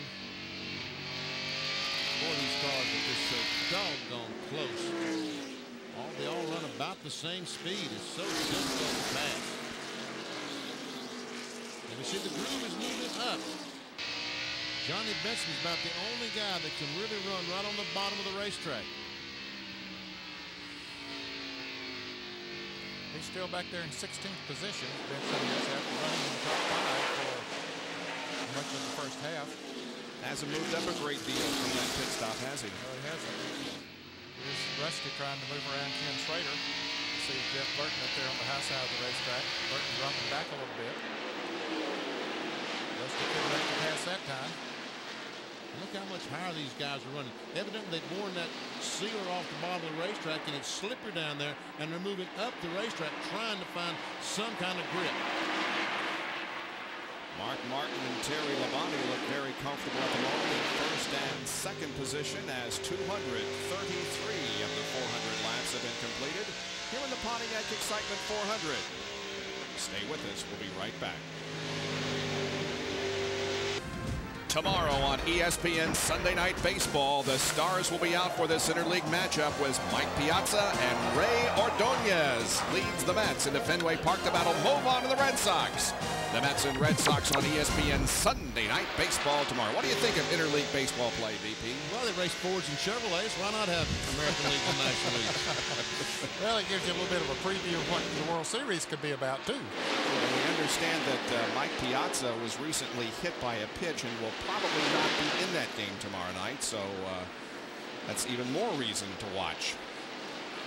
Kenny Schrader's falling back. He's back now to 8th spot as Jeff Burton goes by. At the top of the show, Ned and I talked about the temperature, and we talked about being 80 degrees. Well, it's only cooled down 10 degrees. Ned, I'm kind of surprised that it's down. It isn't into the 60s. Yeah, I would have thought by this time that it would be into the 60s. And that's good news for the crews that it hasn't dropped any more than it has. Yeah, the racetrack is not changing as much as it would have had it gotten to it. On board with leader Mark Martin. You can see the interval now a little bit better between him and Terry Labonte as it was before we went to break.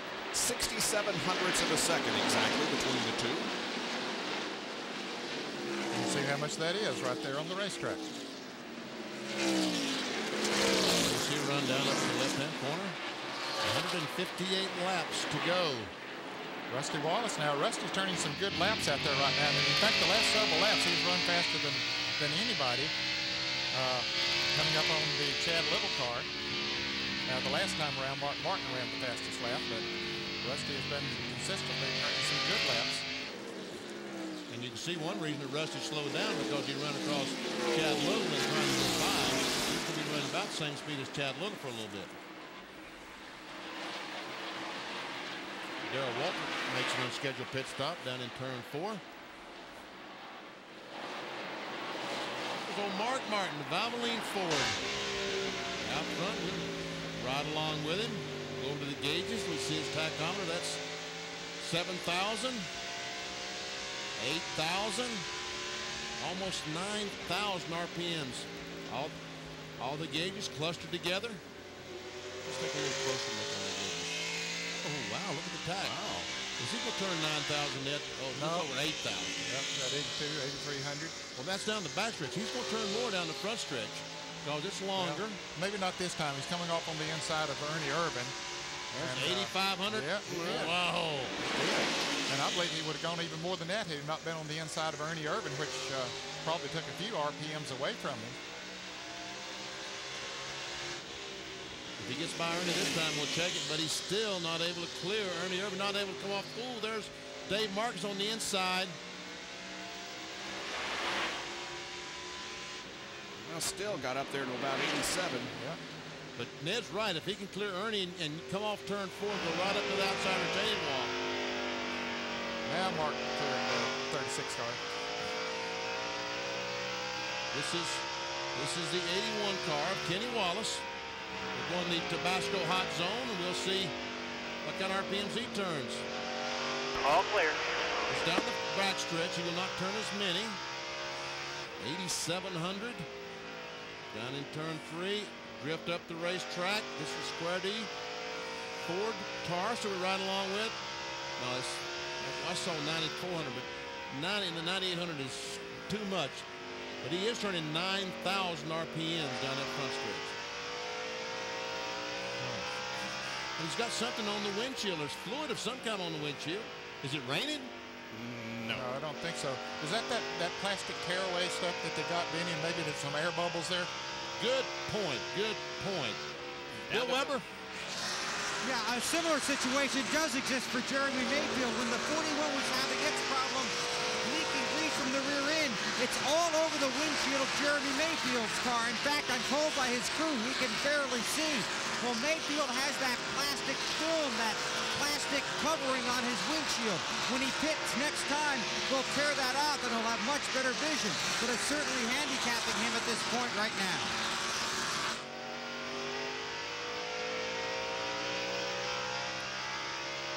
More on the 81 car from Jerry Punch. And, of course, Kenny Wallace's Square D crew sitting in the pits watching exactly the picture you're watching at home, and they know exactly what Kenny Wallace is seeing on the racetrack, which isn't a lot because his windshield is indeed, as you heard Bill Weber say, covered with oil or whatever that fluid was that came out of the 41 car a little bit ago. And that oil on that plastic sheet over that Lexan windshield looks sort of smeared and distorted. Obviously, Kenny Wallace doesn't have a very good view, but the guys standing here in the pits are enjoying at least watching it at home. Now they're on TV all over the country. Kenny Wallace is a lap down to the leader, running in 23rd position at the moment. There's Mark Martin, the leader. Coming up on Todd Bodine in the Tabasco car. Todd had a tire problem early and had to make a green flag pit stop. He's 2 laps down, about to go 3 laps down now to Mark Martin. And Michael Walker, the Citgo car, Ford directly in front, is still in the lead lap. He's currently in 17th spot. And there we see Rusty Wallace goes by Chad Little, who's in the 5th spot. So Rusty continues to move forward here.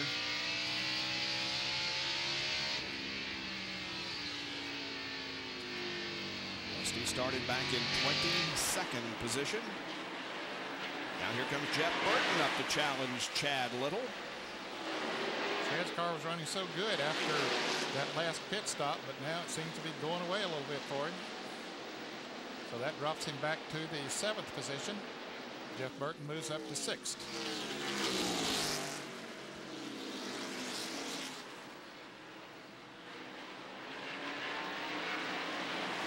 Chad Little, his cars, Roush cars have run so well, but his teammate Johnny Benson, remember, who ran so doggone well early on, he made that unscheduled stop or had to go on the caution flag, had to go back in the pits and started back in 16th spot, and he's still in 15th. He cannot work his way towards the front, and evidently some problems have developed on that Cheerios car. Benson led 12 laps of this race, and Bill Weber has a report from pit road. Now another guy is slipping backwards is Kenny Schrader. He's very, very loose. In fact, Andy Petrie just told Schrader something he already knew. This is by far the worst run of the evening. Schrader is loose. He thinks it's just the tires. They talked about making an air pressure adjustment. Then Schrader called back in and said, I feel like I've got a vibration in the right rear. He's riding that out, but they are going to make an air pressure adjustment on the right rear and the left rear when he comes back in. But they are a little concerned that it's more the tires than the air pressure adjustment they've already made. So they're going to have to kind of roll the dice next time they make a pit stop.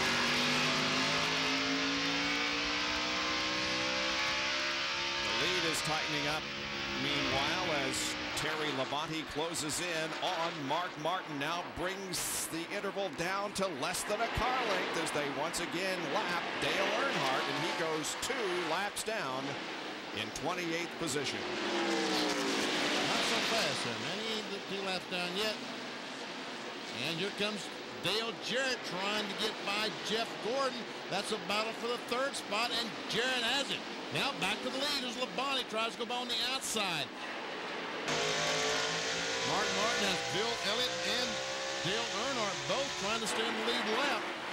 Denny, evidently that racetrack is very slick down on the inside. You've mentioned it once before, and once those tires gets heated up, boy, it's hard to get that traction off of the corner, as Jarrett's trying to do now, going around Jeff Gordon, and Gordon's going to make him use up as much of those tires as he can, but now he does make the move.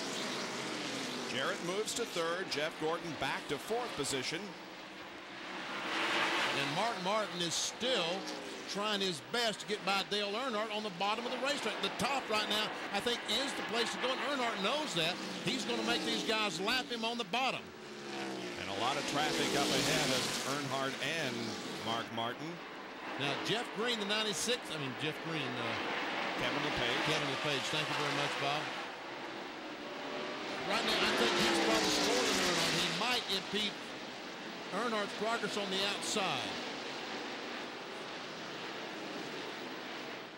Dale Earnhardt right in the middle of this with 24 straight finishes of 11th or better from 84 to 95. However, has finished 15th or worse in the last 4 races here at Richmond. He now is 2 laps down, running in the 28th position.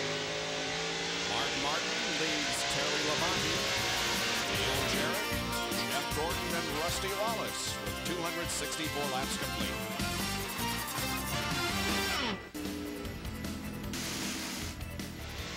Some of the action tonight in Richmond International Raceway in the Pontiac Excitement 400. We are back live now. We're riding with the leader, Mark Martin, but look who has moved to second and coming on to challenge Mark. That's Dale Jarrett. Gets to the start-finish line. He's just 0.15 of a second behind the leader. And he's running the bottom of the racetrack. He's able to get a grip and come off the corner and take the lead. And so for the second time tonight, make that the third time tonight, Dale Jarrett goes to the lead. He has led 12 laps so far. Now we'll see what Terry Labonte has on his mind. DJ's car is exceptionally good on the real long runs. He was about 5 seconds behind about 30 or 40 laps ago, and Martin and them started slowing down, and DJ's car just kept going at a good rate of speed, and they were running down, and as Benny said, right on the bottom of the racetrack, and nobody else has been able to run that good on the bottom of the racetrack. More from Jerry Punch. You're exactly right, Ned. Dale Jarrett didn't get faster, but he's been incredibly consistent. After they came in and changed tires, he was 0.02 of a second slower than the leader, Mark Martin, per lap. But lap after lap, Todd Parrott, the crew chief, kept saying, you're staying the same, and they're slowing down. And indeed, that's been the difference. Kenny Irwin deserves a pat on the back and a mention tonight. He's still in the top 10, and as a matter of fact, is about to take, or trying to take, 9th place away from Ken Schrader. He had a great run here last fall in this, not in the 28 car, but the 27 car he was driving. He's about 9.5 seconds behind the leader. That's less than a half a lap. Showing you where the manufacturers are running here on the Hardee's field summary board. There's a Ford leaderboard, and there's a Chevrolet leaderboard. We see Labonte and Gordon 3rd and 4th. And now the Pontiacs. Bobby Labonte the best, running in 8th position. Kyle Petty back in 30th. Who's led the most? Well, Chevy has led the most laps tonight. And Ford is closing in, and Jarrett, of course, is in a Ford. The points battle in the rookie race, well, pretty close, with Irwin just 6 ahead of Kevin LePage. Kevin LePage does not get rookie points tonight because he did not qualify the car that he is driving. So it does give an opportunity for Kenny Irwin to gain a better hold. And here now is the 2nd place spot being contested, and Terry Labonte taking it from Mark Martin. You see up in the head, you're looking at Mark Martin's windshield. Dale Jarrett's been trying to get around Bill Elliott. Elliott's running that 2nd groove that we've said seems to be working better right now. Jarrett can't get by down on the inside, even as good as his car was working down on the inside. He's trying to put Bill Elliott 2 laps down in 25th spot. He might have a run now. Let's see if he is able to move around. See Steve Grissom back on the racetrack. We were talking about maybe that car was the one putting some fluid down, but whatever problem he had, they repaired it. He's back on the track.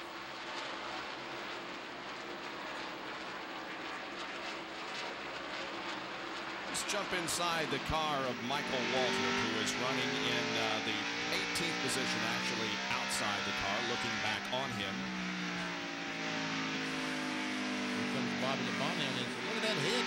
Man, flop around. He needs to do something with that.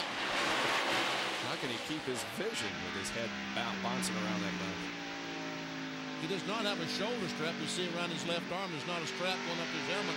So he's using that restraint over on the right side of his helmet to keep his head from going over as Jimmy Spencer goes by. So Michael's car right now is losing some of its speed. You would think that he would lose his equilibrium. It is a battle for the 18th spot, he and Spencer. It really does move around, doesn't it? Man. He's a big guy, a big tall guy, so I guess it makes him stand to move around a little bit more than a shorter guy would. And Jimmy Spencer now goes to the inside and takes the 18th position from Michael. Well, we anticipate what could be the final round of pit stops in about 15 laps as 281 to 400 have now been completed here at Richmond. The lead continues to be held by Dale Jarrett.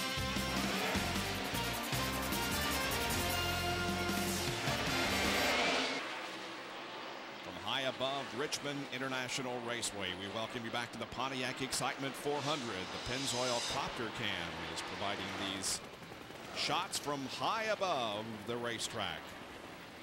288 laps completed. A reminder that the NASCAR website is www.nascar.com. It's your source of all kinds of information regarding the various NASCAR divisions. Check it out, www.nascar.com.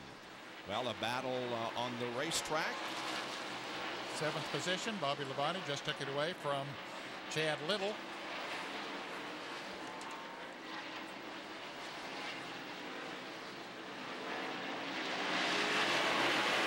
Those cars are about a little over 10 seconds behind the leader, Dale Jarrett. There's a battle for 4th spot as we see Rusty Wallace close up right on the back bumper of Gordon. He got it beside him a couple laps ago, Benny, but down on that inside, he just couldn't go. Rusty continues to turn laps as fast as Dale Jarrett did last time around. It wasn't because he was running behind Jeff Gordon.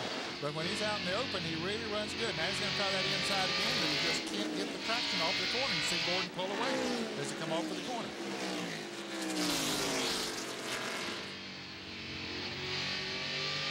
Dale Jarrett just put Ted Musgrave a lap down. He's running 16th.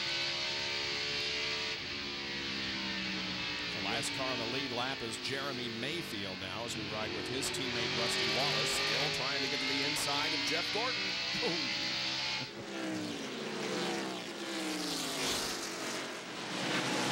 There's Mayfield. He's got a little cushion before the leader gets up to him. Mike Skinner in the 31 car is back in 33rd position. He was the fastest second round qualifier here today. In fact, the only one to improve his speed from yesterday. Meanwhile, Dale Jarrett, the leader of the race, works through traffic. Here's a Hardee's Field summary showing you the point positions. Now, the last time we showed you, a couple of positions had changed, but we're going to show you this time that everything has stabilized in the top 10. So let's see. Cartoon Network car wiggles it came off the second corner. But meanwhile, as Jarrett tries to get by, that's letting those.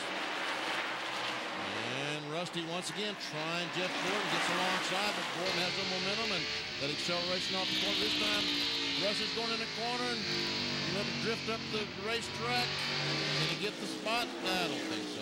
Well, they come off pretty even that time. They got Brett Bodine up in front of him there. I don't know how he'll play into that. Of course, if Rusty can finish ahead of Gordon, he will knock a few points off of Jeff's lead.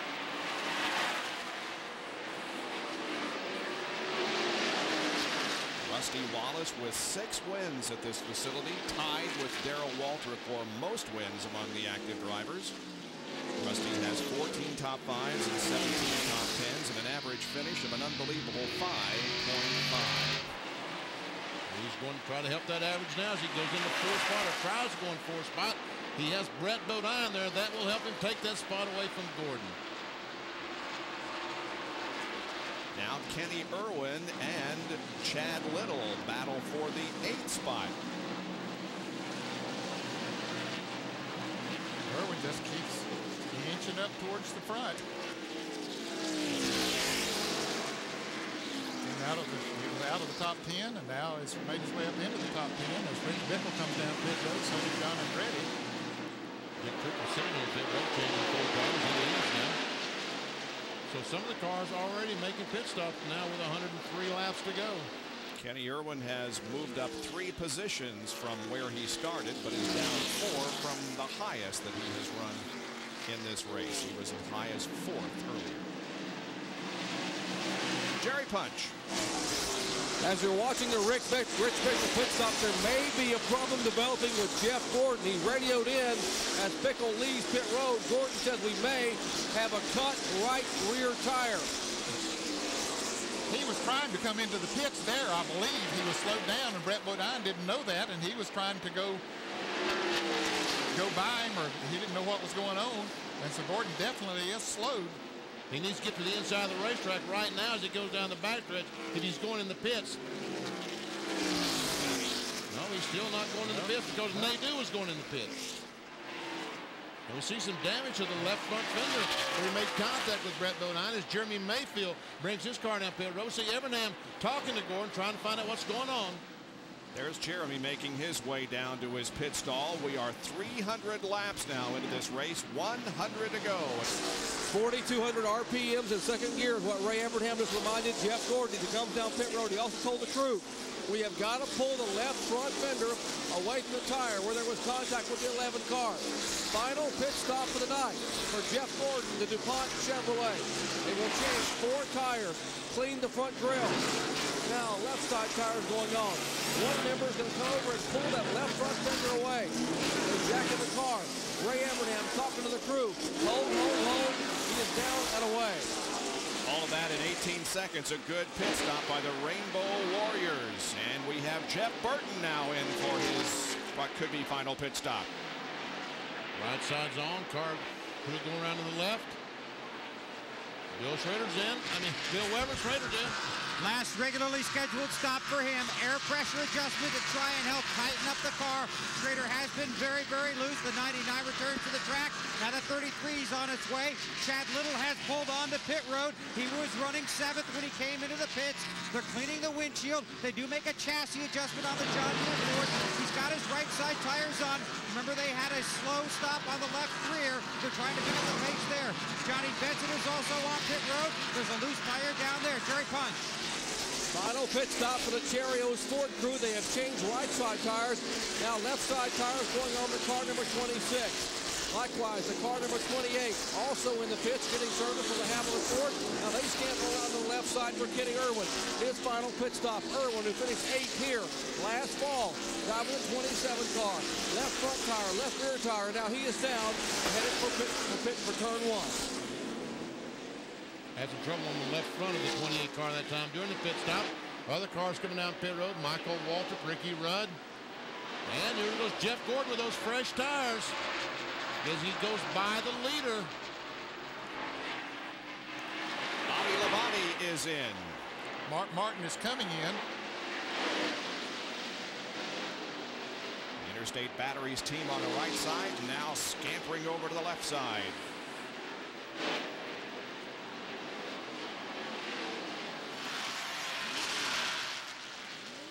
Down to Bill Weber in Mark Martin's pit. And Mark Martin's going to get a fresh look at the rest of this race. They pull the plastic sheet off the windshield. Small air pressure adjustment to try and collect a very tiny handling flaw. The fuel going in. The left side tires going on. Sticker tires for Martin. Again, this should be his last stop. That's lightning quick. And Mark Martin is away. Rusty Wallace is in now. And this track has been coming to him. They really haven't been chasing the track all night. It keeps coming to Rusty. Keeps coming to Rusty. He's got right side tires. He's getting fuel. Now he'll get the left side tires. It was just supposed to be 4 tires and fuel. That's what it looks like. And Rusty Wallace is on his way. Dale Jarrett is headed toward Jerry Punch. 40 miles an hour for Dale Jarrett, having won last week at Dover, Delaware. Trying to make it 2 weeks in a row. They hand him a water bottle for a cold drink. Pull the old water bottle out. They will change right side tires. Pull the plastic off the windshield. Thus far it is flawless. Remember, they had a problem with the left rear earlier. Only got 3 lug nuts on. But no, Brad Parrott puts them all 5 on. They get the left front out. And now he is down and away. And the left front tire changer hits himself in the knee. Said, "Don't it! I could have done that better," because it took him about 19 seconds. And we'll see what happens. Here comes Terry Labonte and John Kernan.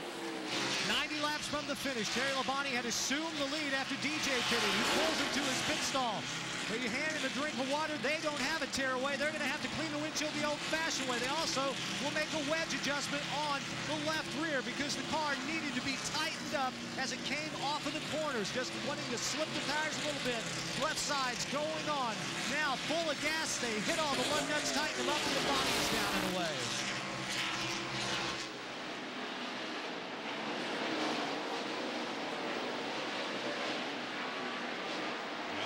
Terry Labonte building up speed now as he clears pit road, stands on the accelerator and rejoins the race. We believe that Dale Jarrett is the leader of this race. I think that's right, Bob. And not far behind him is Rusty Wallace, who made a tremendous pit stop. Rusty is in second, and Jeff Gordon, you see there in the picture, would be in third place. And you see, how could Gordon be there? Because he pitted 2 or 3 laps before these guys and picked up 2 or 3 seconds with those fresher tires. Indeed, those are the first 3. Then Mark Martin back in 4th and Terry Labonte 5th after 312 laps in the Pontiac Excitement 400.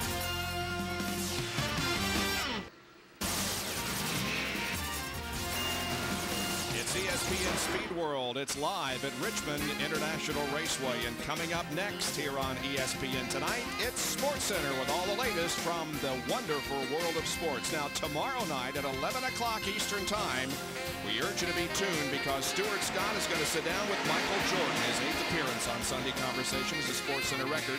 They'll discuss the Bulls' return to Chicago and 3 wins away from its 6th title. Michael Jordan tomorrow at 11 o'clock on Sports Center. Congratulations to the Bulls, but didn't the Indiana Pacers give them a good series, huh? Yes, they did. Dale Jarrett is in control of this race at the moment with a 2nd and a 3rd lead on Rusty Wallace.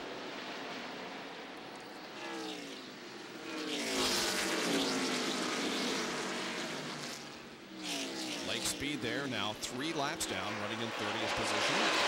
There's Rusty Wallace, a 2nd place car, as he tries to close it on that car. Dale Jarrett.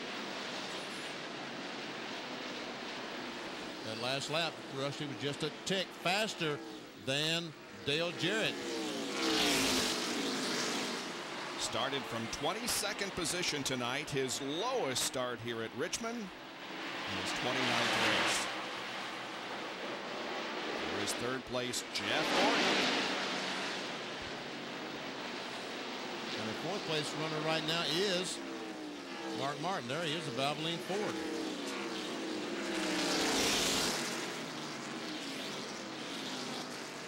And in the 5th position will be Terry Labonte, and there he comes, passing Kenny Wallace.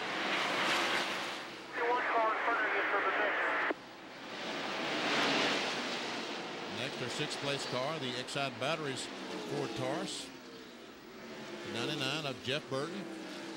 He's about 5.8 seconds behind the leader.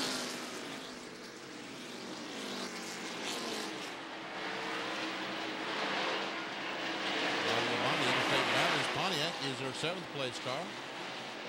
Kenny Irwin is having a good run tonight. He's back in the 8th spot. The Texaco Havoline Ford Taurus. He's run in the top 10 just about all evening long and now is in 8th spot.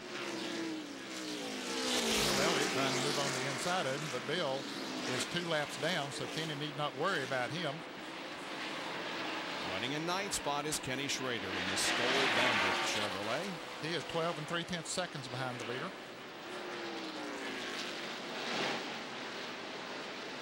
Who will complete the top 10, BP? Well, I think it's going to be either the 12 or the 97. It's a 97 of Chad Lewis. Robert Presley's car is back on the racetrack. As a matter of fact, there are just 2 cars out of the race, Jeff Green and Rick Mast. Everybody else is still running. 41 cars still on the racetrack. The 26, Johnny Benson Trio, started so well early on, is now back in the 11th spot. And speaking of a car that ran well early in the going, how about Sterling Marlin, who has led twice tonight for a total of 81 laps, including several there at the beginning of the race. We're still in 12th spot. There we see Jeremy Mayfield. He's a 13th place car, or Mobile 1 Ford Taurus. Joe Nemechek is still in the lead lap. The Bell South Chevrolet. So Phoenix doing pretty well. Got 2 cars in the top 15 in the lead lap.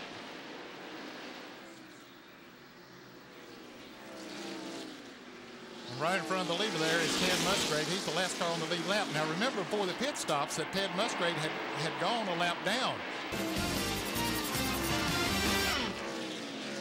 Laps continue to click off here at Richmond International Raceway. Now 335 complete. Opening day of the World Cup Soccer begins Wednesday at 11 o'clock Eastern Time on ESPN with the opening match between Brazil and Scotland. Then at 2:30 p.m. Morocco versus Norway. If you missed any of the action, then tune in the Deuce at 8 o'clock for the match of the day when we replay Brazil against Scotland.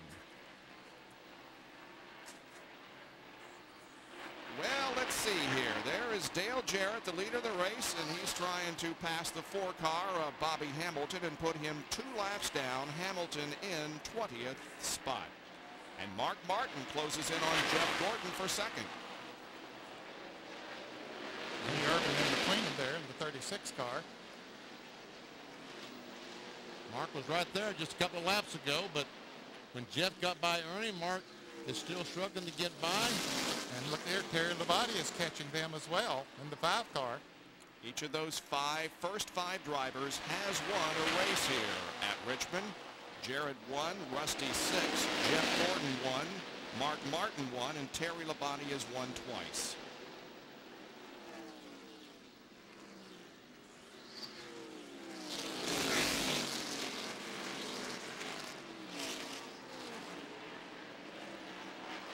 We were away, by the way. Rich Bickle scraped the wall. We thought we might get a caution. We did not. Rich continued.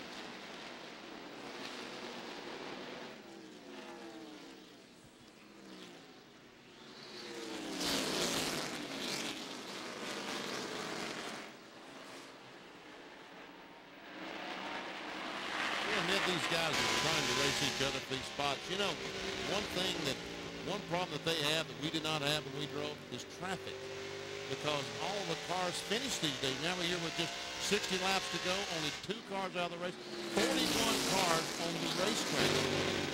But you're right, there's still a lot of cars on a 3/4 mile racetrack after 340 laps. The First Plus Financial Field Summary shows you that Rusty Wallace has now gone into second position, putting Jeremy Mayfield down to third. That's if points were awarded right now. Benson has gained 3 as of the moment and is in 15th in the point standings. Jeff Gordon still running that high line around the racetrack.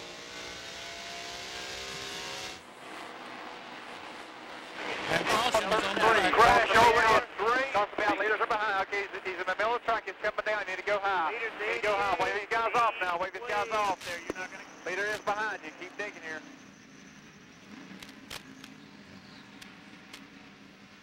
And some drivers trying to get laps back. I don't know whether Bobby Hamilton got one of his 2 back or not. I think he did. Yeah, I believe he did. Sure looked like he did. Well, Michael Waltrip certainly has shortened that Ford Taurus, hasn't he? Man, He has. the back is gone. Yes, it is. I don't think DJ wanted to see this caution. He was pulling away, and he's been better all night on long runs. Of course, there's still 57 laps to go. This is only the 3rd caution of the evening. It comes on lap 3:44. Now the next question, the pace cars picked them up, and I guess pit road is open. I don't see a green flag. I don't even know where it is, but are they going to come? I would think. Yes, they do. Yes, they all peel off, and here they all come. All the cars on the lead lap. Rusty right in the back of DJ there, coming down pit road. Down to Jerry Punch. And just as that happened, Todd Parrott had warned Dale Jarrett at 40 miles an hour. We're going to show you 3 pit stops, 88, 2, and 24 stacked on the screen. Ford, and Chevrolet. They will make no changes whatsoever on Dale Jarrett's Ford. It's a little bit tight in the middle of the corner, but it's good enough possibly to win the race. As we will watch him on pit road. Dale Jarrett, top of the screen, Rusty Wallace in the middle, and Jeff Gordon at the bottom. They pull the fender out a little bit on Jeff Gordon's car to the left front. Rusty Wallace down and away, 17.6 seconds. Still left side tires down on Dale Jarrett's car. He is down and away. And Jeff Gordon is out as well, 17.4, 17.6, and 11.8 on the Dale Jarrett car. Looks like Jarrett's going to drop to, I believe, 4th, however. Oh, look at Kenny Irwin. He hit a he hit a tire, has to back up. Wow. Wow, that's a tough break. Looks like there's some damage to the nose of the car, Yep. too. I'll bet there is, because he had that tire pretty much under the car, it looked like. Let's take a look at it. There is the impact that Michael Waltrip made with the wall that's caused this 3rd caution and the pit stops that we have just concluded from his on board.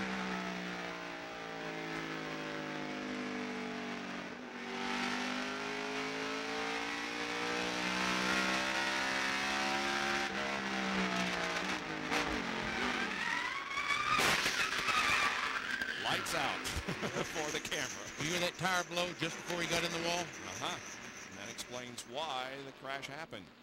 There you can see others who have made their pit stops and are rolling back out onto the racetrack. Resumption of the Pontiac Excitement 400 in a moment. Something tells me we're back to green. And Rusty Wallace, those guys in the pits, Wilburn, Hollywood, Earl, all those guys, great pit stop, gets him out front. Can he stay there? That's the question. He was very good before that caution came out. He was running lap speeds pretty close to Dale Jarrett. And Jarrett's got a problem. He's got to pass two Chevrolets to get to Rusty Wallace. He's back in fourth spot. We told you earlier that this is the worst starting position that Rusty has ever had. In the 6 wins he's had here at Richmond, his lowest start was 7th. He started from 22nd tonight. Now Labonte closes in on second place, Jeff Gordon.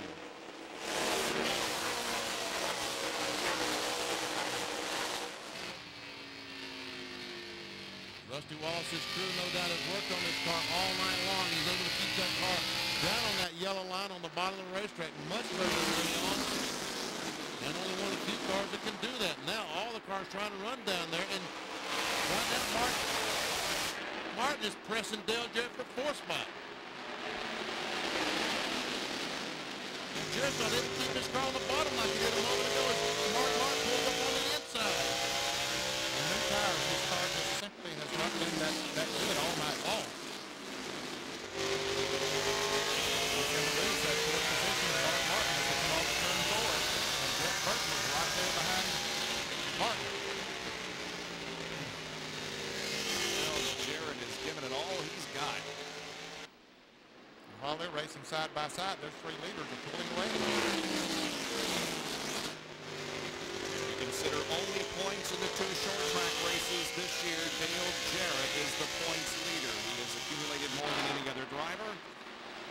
But he hasn't won on the short track this year. He is the only driver that has 2 top 5 finishes, however. Both third places at Martinsville and Bristol.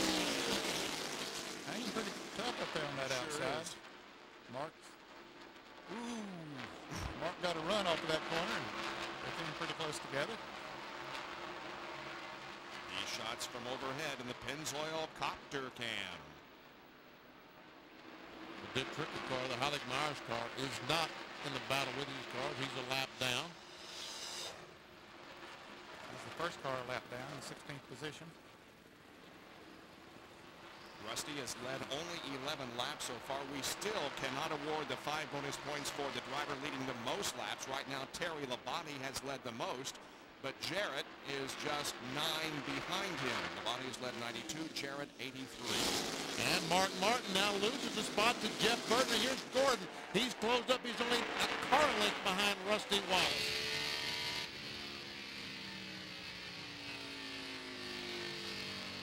Ray Evernham and those guys must have made some changes to that DuPont Chevy, trying their best to get Gordon in position to win.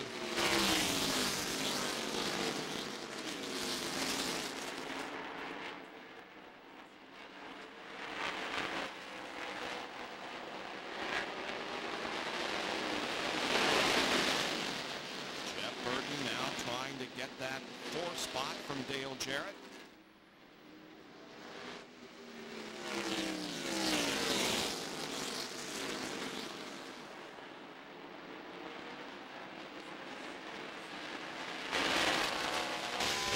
Position. Goes down in the corner. Can he keep it on the bottom? Not quite. Oh, he's still there. Almost has some contact. Yep, I think they did slightly. Look at Jarrett battle back on the outside, but once again, it's just inches. Burton, if he could just move up the racetrack and take that higher line off the corner, he could go somewhere, but Dale Jarrett is there. Yeah, and it takes his line away not only coming off the corners, but getting into the corner as well. This is unbelievable. If Jarrett finishes in 5th position, it'll be his worst finish here at this track in the last 5 events. He's finished 4th, 2nd, 4th, 3rd, and 1st in the last 5. there again, they're racing side by side, and Burton slips a little bit coming off the corner. Off the corner two, and that let Jarrett get out front. Here comes Mark Martin up on the outside of Burton. But I started to say that those front three cars were getting away from them while they were racing side by side. Now Martin does make the pass on Jeff Burton. About 1 1/4 seconds from first to fourth. There is Rusty Wallace, the leader of the race, and Jeff Gordon running in second. And the other car that you see there in your shot is Terry Labonte, who is in third place. We'll be right back. ESPN Speed World welcomes you back to Richmond International Raceway for the Pontiac Excitement 400, being brought to you by Miller Lite. Remind you that whenever you feel good, it's Miller time. By the more than 1,900 AutoZone stores across America. AutoZone, the best parts in auto parts. And by Quaker State, sensible technology. What more do you need to know? Great battle for the lead. All 100,000 standing and cheering as this battle for the lead. The top three positions real close together on the track. Rusty's been... Make that top 4 positions. Okay. Rusty's been trying to hold off Jeff Gordon for the last some contact there. And they're still, they almost got hung together there. Wow. Now Jeff's going to try to get on the outside. Here he comes. He had tried him on the inside. That didn't work, so he said, let me go up on the high side of the racetrack. Rusty was protecting that bottom lane. And it looks like that Gordon, he's... Oh, they contact, and Jeff spins. Got a spin on turn. Get out low. Get out low. You got it. Go. The wall on the turn two. Don't let the 23 on the bottom. Lot of smoke. Everybody check it out. And Terry Labonte comes back to the line and drops.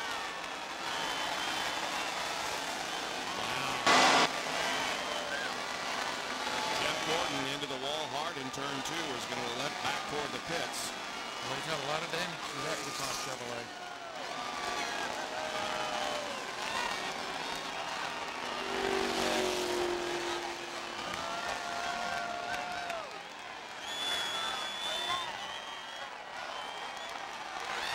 Here comes down to the road. Hold him to hot, if you can tell.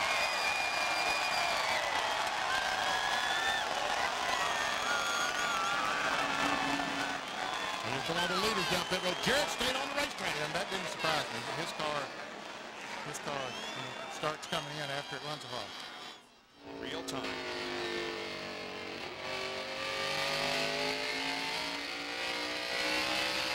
That's coming off 2, about a lap before it happened. And then Gordon gets on the outside, going in 3. Now we come off turn 4. He has the position. So by the start-finish line, down in 1. And there's Gordon, and we see Rusty just touch that left rear. Around goes Jeff, and hard in the outside retaining wall. Another angle, we see Right there. right there, just the contact. And when Rusty almost spun his car, we see Labonte go by on the inside to take the lead. And they'll push the DuPont Chevrolet behind the wall. Let's see if they can get it out there for a few more laps. Well, Jeff Gordon has crashed and dropped out of contention. Just a little less than 25 laps to go here at Richmond.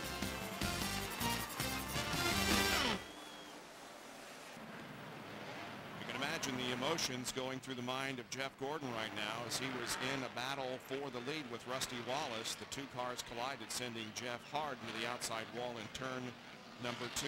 He walks back to his trailer. This is how championships are won and lost. Never see Gordon on the outside. The 2 car makes contact. Around goes Jeff. He nails the gas, trying to keep the car out of the wall. Trying to get to a 360, but it goes up and smacks the wall hard. Now, as we look from the helicopter, Ned, folks, it looks to me like, again, it looks to me like Rusty Wallace gets the car loose. Right there, it looks like he gets the car a little bit loose, and when he turns it back to the right to save it, he runs in the 24. Bill Weber? Well, Jeff Gordon walks back to his truck in the Winston Cup garage. Obviously, Jeff, very emotional. What happened, Jeff? Well, it's pretty obvious. You tell me. You know, you got it on video. I think it's pretty simple. You know, I had the position on him. He just drove into the left rear. I don't know what happened. So all that needs to be said right now is Jeff Gordon is experiencing his second DNF of 1998. We'll be right back with more. Less than 21 laps to go here in the Pontiac Excitement 400 from Richmond International Raceway. And there is Jeff Gordon's DuPont Chevy being pushed back to the hauler. His race is over. The leader is Dale Jarrett, and the racing action will continue tomorrow as the FedEx Championship Series is on ABC Sports at 2:30 tomorrow afternoon. The ITT Automotive Detroit Grand Prix. Go, green. Hold it up tight. Green flag. Oh, green, green, green, green!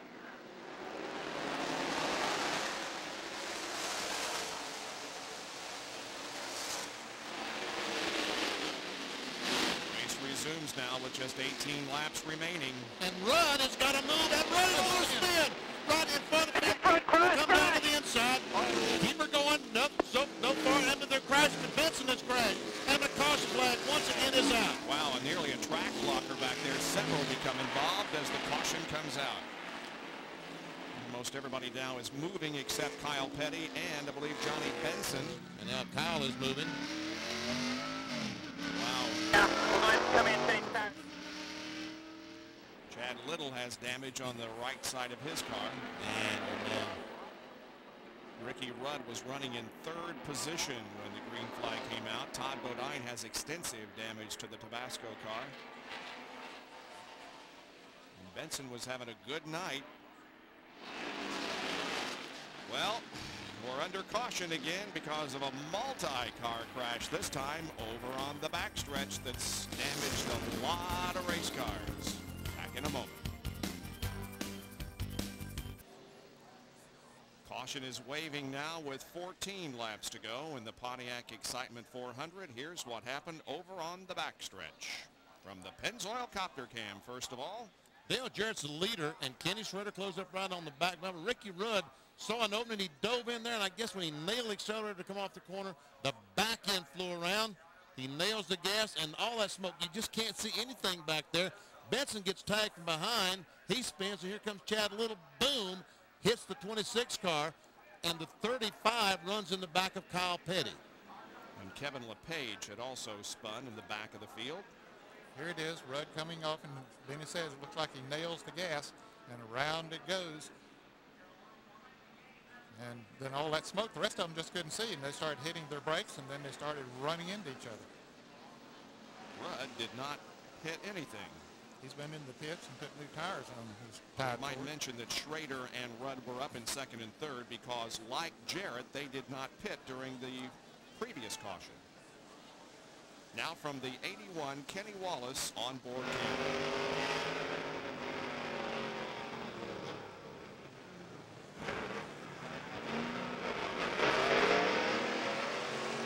He got by pretty easily, didn't he? Here's Kyle Petty, a Circuit City in car. He's going to get clobbered in this deal.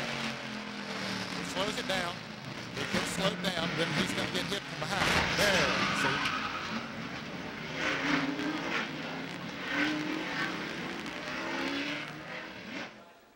One of the front runners, Mark Martin, real lucky getting through here.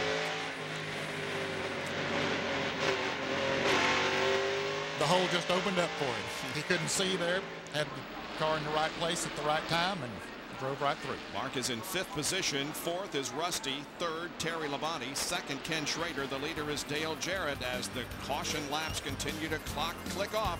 Now 12 to go at Richmond International.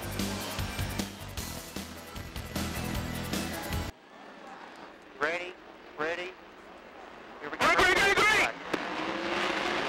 kind of says it all, doesn't it? We're underway with 11 laps to go. Right now you'd think that Terry Labonte would be a favorite. He has the fresher tires. He charges up on that outside line. Set sail for Schrader and Jarrett. He got by the lap traffic early.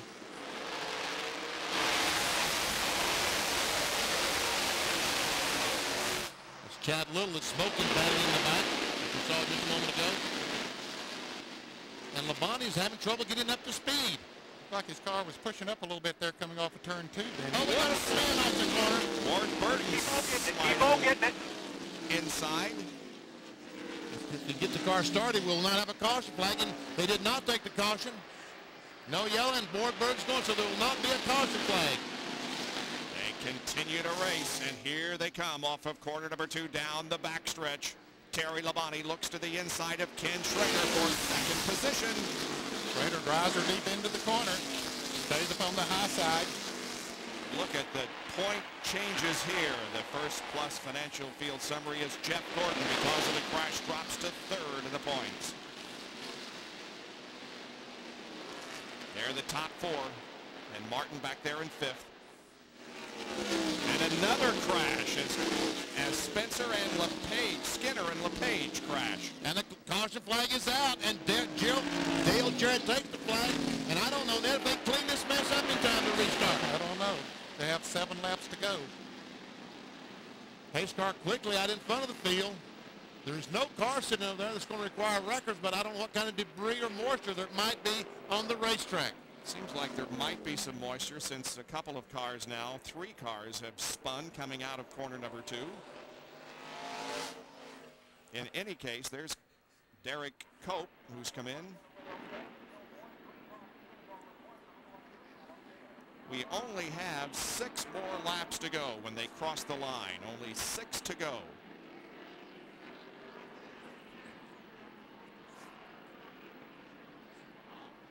The race. The pace car stopping. The pace car stopping on the racetrack. These cars cannot stop. Evidently, they're going to just red flag the race at this point until they get the racetrack cleaned up. The pace car has stopped.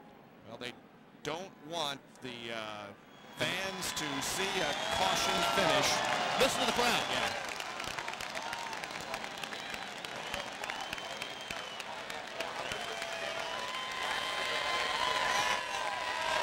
That was a very popular decision. That's Felix Sabat as he likes it. I don't think anybody would argue with the fact that racing to the checkered flag is the way we want these things to end. So right now, as the field is stopped, the pace car will go over there and supervise this cleanup. Yeah, that's a tough rate. Tough rate. Yeah. Okay, let's take a look now. This is the first incident involving Ward Burton. So he spins down to the inside, out of the way of all the other cars. So we saw no caution there. Let's see. No, he doesn't hit that inside wall. He's able to get his car going. Now, after that, we see Chad Little smoking badly. And there's what happened. The 96 car loses an engine or something. The 31 car gets in the moisture. He goes up and touches the wall. And that's why that they threw the red flag. There's going to be some serious, look at all that track. Oh, yeah. All this line falling, that is moisture coming out of the 96 car that Kevin LePage is driving. Either water or oil or something, but a lot of it dropping from the 97 machine, 96 machine. And the 97 was already smoking. Down to Bill Weber. Well, with Andy Petrie, a lot of hard work could be rewarded here tonight. First of all, can you catch the 88 when we go back to green? Well, it looked like he was pretty competitive with him right there. I don't know. It's it's like it's going to be a few lap shootout. He's going to give it all he's got. I know that. And there's a couple behind him probably giving it all they got, too. Well, let's see what happens here. Jarrett appears to be better the longer he runs. How about you guys? Well, I think we're going to be better in this short run. There again, you don't know until they get going out there. So it looks like we'll have about 7 more laps to find out. Good to see you smile. This has been a big night for you. Good, solid finish is coming. Yeah, I hope so. Thanks. It's Andy Petrie hoping his man Ken Schrader can rope in Dale Jarrett here in a handful of laps before the checkers. Boy, it's been a long time since Ken Schrader was in victory lane in a NASCAR Winston Cup event. 215 races ago, as a matter of fact. Not since June of 1991 at Dover has Ken won a Winston Cup race. By Holiday Inn Express, who invite you to stay smart. And by ESPN Video. Get your officially licensed NASCAR videos from ESPN Video. under red because of a cleanup that's underway out in turn number 2. There are only 7 laps remaining in this race. Everything was going quite well until we had an incident a few laps ago between Rusty Wallace and Jeff Gordon, and since then we've had a lot going on. So let's take a look at what happened to Jeff Gordon, who was leading points going into tonight. Rusty Wallace, the Miller Genuine Draft Car, was leading the race. Jeff Gordon attempted to take the lead on the outside. That's coming off turn 2. They go into 3. Jeff Gordon gets alongside. As they come down the front stretch, Rusty not able to go up. Jeff Gordon drives alongside. They go down in turn 1. In the middle of the corner, this happened. Rusty gets in the 24 car, hits the left rear, and puts the 24 car hard in the wall. From our overhead camera, our Pennzoil copter cam, you see the contact. Rusty Wallace almost spun out as he was trying to correct his car. Terry Labonte goes by to take the lead, and we see the heavy damage to Jeff Gordon's car. A third angle now. Same situation. Gordon gets by, it looks like almost all the way by, and looked like Rusty, maybe his car slipped a little bit and he tried to correct it, and right up into Gordon he went, and Gordon into the wall. A lot of smoke coming off those radial tires as Jeff tries to accelerate and do a 360 without hitting anything, but the wall caught up with him. And of course, when you have a situation like that, there's a lot of reaction from the fans. Well, a lot of people are happy and a lot of people are sad. Yep. They're all saying something. Yep, some shaking their fist and some. Yep. And of course, the one person we knew was not happy was Jeff Gordon as he saw his DuPont Chevy. Well, there's all those guys around that car pushed him. Trust me, they were not happy. No, they were not. Well, let's go down to Jerry Punch, who's with Terry Labonte's crew chief, Andy Graves. And Andy, your car, Terry Labonte, has fresher tires than either one of the cars in front of you. Do you have a shot to get around them? I think we got a shot at it. We'll just have to see how it plays out. And the single file restart here with 10 laps, under 10 laps is going to help us out. I don't know. It's going to be close. You said you thought you could get Schrader a moment ago, but what about the 88? 88's been strong all night. They've been really good, and I don't know if we're going to have enough time to do it or not. If we had 20 laps, I'd feel pretty confident. But right now, with only the few laps remaining, I don't know. But I'd like to say hi to Rick and Pop at home, and hope they're feeling better. I'm sure they didn't mind the red flag, and you didn't either. No, we didn't mind it. It's working out for us, but I still don't know if we have enough time to get it straight away or not. But, I'll tell you what, all of the guys back at Hendrick Motorsports been working real hard, and all the guys down in the chassis shop. This is a brand new snout on this thing, new design, and it's working real good for us tonight. Obviously, an omen for the future, possibly, for Terry Labonte and the Kellogg's team. Let's go down to John Kernan. Dale Jarrett's crew chief, Todd Parrott, not wanting really to comment about the red flag situation. The only thing he did tell me, he says, hey, they never do that in the past, so why they do it now? We should have finished this race under yellow. Of course, well, yeah, they're leading the race. What else is he going to say, right?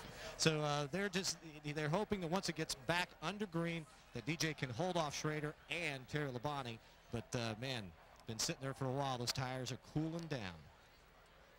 This is unprecedented. I don't ever remember them doing this before, but they've been under. Anyway, Bill Weber is with Robin Pemberton. Bill? And obviously, you've had a great night. Certainly will be memorable. First of all, let's talk about the last few laps. Can you get back to the front? I think we can. It's going to be tough. Terry's been a great car all night. He's got 4 tires, and it depends on how hard they're going to race. The good side of it is, I guess, with 7 to go, it'll be a single file restart on the lead lap car. So that'll let the leaders race pretty good. Have you had a chance to talk to your driver about the contact with the 24? No, and I won't ask him about it during the race or anything, but I looked at it. I mean, it's good for some and bad for others, so I don't know. 24 could have come down a little bit, and they're racing pretty hard. Okay, and they've refired the engines here, so we're about to get an answer to who's going to be the winner tonight at Richmond. Well, they did not give them the signal 1 lap to go, so that will have to be the next time by at 394. So the most green flag racing we're going to see is 5 laps. Seems like every time we come to Richmond, we see a great battle, and we have had a tremendous race here this evening, and this thing is far, far from over. Robin Pemberton said he was, you know, he felt pretty good about their chances of getting to the front. But if he and Terry Labonte get to racing side by side, then that's going to work to the advantage of Ken Schrader and Dale Jarrett. Don't forget, we have Sports Center coming up at the conclusion of our race with all the activity from the world of sports. And tomorrow at 11 o'clock p.m. Eastern Time, Sunday Conversation features Stuart Scott sitting down with Michael Jordan as the Bulls return to Chicago and try for their 6th title. Okay, well, here we go for the last few laps. Again, the order is Dale Jarrett, the leader of the race. Our scoring monitor has Rusty Wallace in the front, but Ned, I don't think that's right. No, that isn't right. No.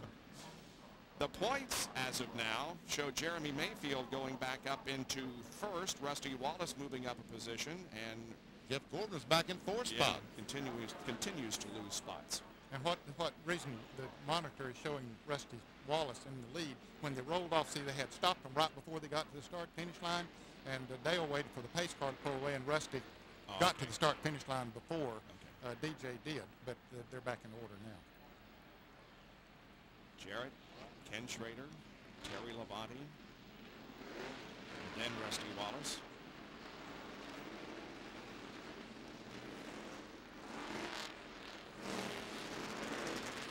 Right now, Jeff Gordon is being shown as a 36th place finisher. And Dave Marcus is still on the racetrack. He's only 26 laps down, so it's possible that he could pass Jeff Gordon.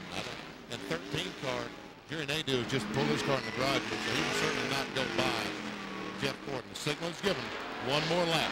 So it'll be a 4-lap shootout at the green at the beginning of lap number 397.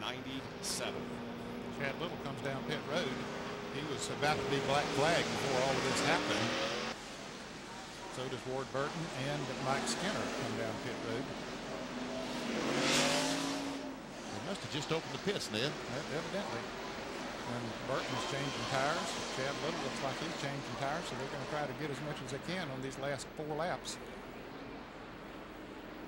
Chad Little, after that great run all night, has now gone a lap down. There's the John Deere Ford cars leaving the pits. But there are a good number of cars that are 1 lap down, so if he could pass any of them, it would just be in position. So I guess that's what he's trying to do. But the leader's coming off of the turn 4, so. Green flag. Green flag is out. Here we go. It's Jarrett, Schrader, Labonte. Wallace coming up on the outside of Labonte. And Labonte's on the inside of Schrader. This is a battle for 2nd spot. If he can make this pass with ease, he's got a chance. But if Schrader holds him up, Jarrett's going to drive away. Can Labonte do it? Comes up the racetrack. Labonte drove it deep into that corner, and he got around Schrader. 3 laps to go. Terry Labonte moves to 2nd. Schrader back to 3rd. Rusty and Mark Martin follow. Here comes Rusty Wallace. This is for the 3rd spot. Now There's a car in the wall. Let's see. This might be it. Coming back to the start-finish line, and no Labonte. caution. No caution. Labonte takes the lead. And Rusty Wallace is down to the 3rd spot.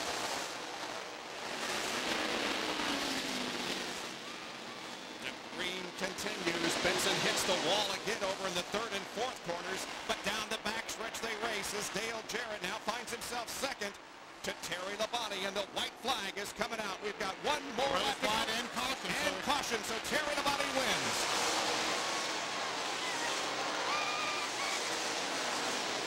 Wow. And Benson is still going. And Rusty's still going too. Evidently he didn't see the caution. Rusty is still racing up there, but he's that's all for no. They did take the caution flag with the white, so they cannot change position, and Terry Labonte wins the Pontiac Excitement 400. Andy Graves, his first victory as a crew chief. It's Terry's first win since Talladega in October of last year. 16 races ago, Todd Parrott is somewhat unhappy about the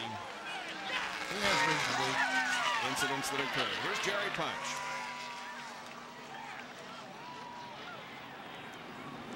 Andy, how about that? What a finish. That was awesome. That right there was for Rick Hendrick and Pop Hendrick, the whole Hendrick family. They're the greatest people in the world, and I'm tickled to death. Terry Labonte, I can't say enough for everybody. Kellogg's, it was awesome, and Terry Labonte showed right there what a great race car driver he is. 3 laps, 4 laps. I knew he could get to 33, but 88 was pretty. It's going to be close. So. Hey, just go celebrate and have a good time. We'll talk to Terry in just a minute. Thanks, Jared. Bob?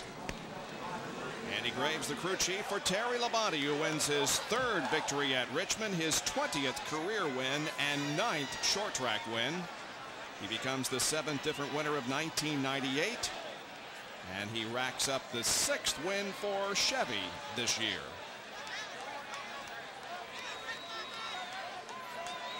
Quite a race. Certainly was quite an evening.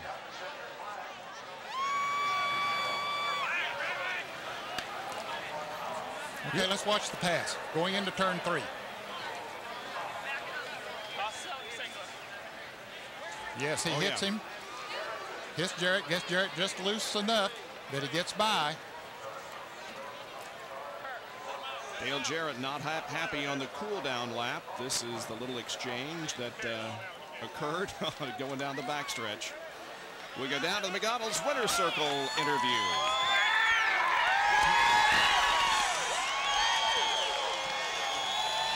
And Terry Labonte gets out, stands on the window, puts both fingers in the air, waving to the crowd, and now gets congratulated by this Kellogg's crew as we move in here. John Hendrick comes over and gives him a great big hug, subbing for brother Rick and Terry. What a finish. Take us through those last 4 laps. Well, I'll tell you what, we didn't need those caution laps because our car was pretty good the longer we ran. And I got into the 88 down there. I know he's mad at me. I hate it. I was committed. I was trying to race him back. I thought there was going to be a caution flag. He came down, and I was there, and we hit. And I hate it. You know, Dale's a good guy, and he always runs a clean race. And, you know, we've never had a problem, and I just hate it happen. But these guys did a great job. We came up here and tested. We were terrible. Built a new car. Went and tested at some other racetracks. And came back and got our short track program back, I think. So I'm excited. I got to thank Kellogg's, Quaker State, Chevrolet. This Monte Carlo was pretty awesome. And GMAC, got to say hi to Rick Hendrick and thank John Hendrick for everything that these guys have done for us. Terry Labonte wins the Pontiac Excitement 400. Let's go to Bill Weber. With Rusty Wallace at the gas pumps, a great car for you, a solid run, a close finish, but everyone's going to remember the contact in turn 2, your version of it. Well, my version of it is we just racing for the win. We went down in the corner, both of us wide open. We got together, he spun and I went on, and that was it. The big thing happened at the end when the 5 and 88 got together. It was a heck of a race. I had those 4 tires, got alongside the 5 car, lost the race by about 4 foot, but man, I think we'll win one pretty soon. We keep getting so close. We keep having a good car, but I'd like to thank the entire crew, man. Great job tonight. I know you try and keep everything positive. Obviously, Gordon did not see it the same way you did, Rusty. Well, that's okay. We had a great race tonight, don't you think? Thank you.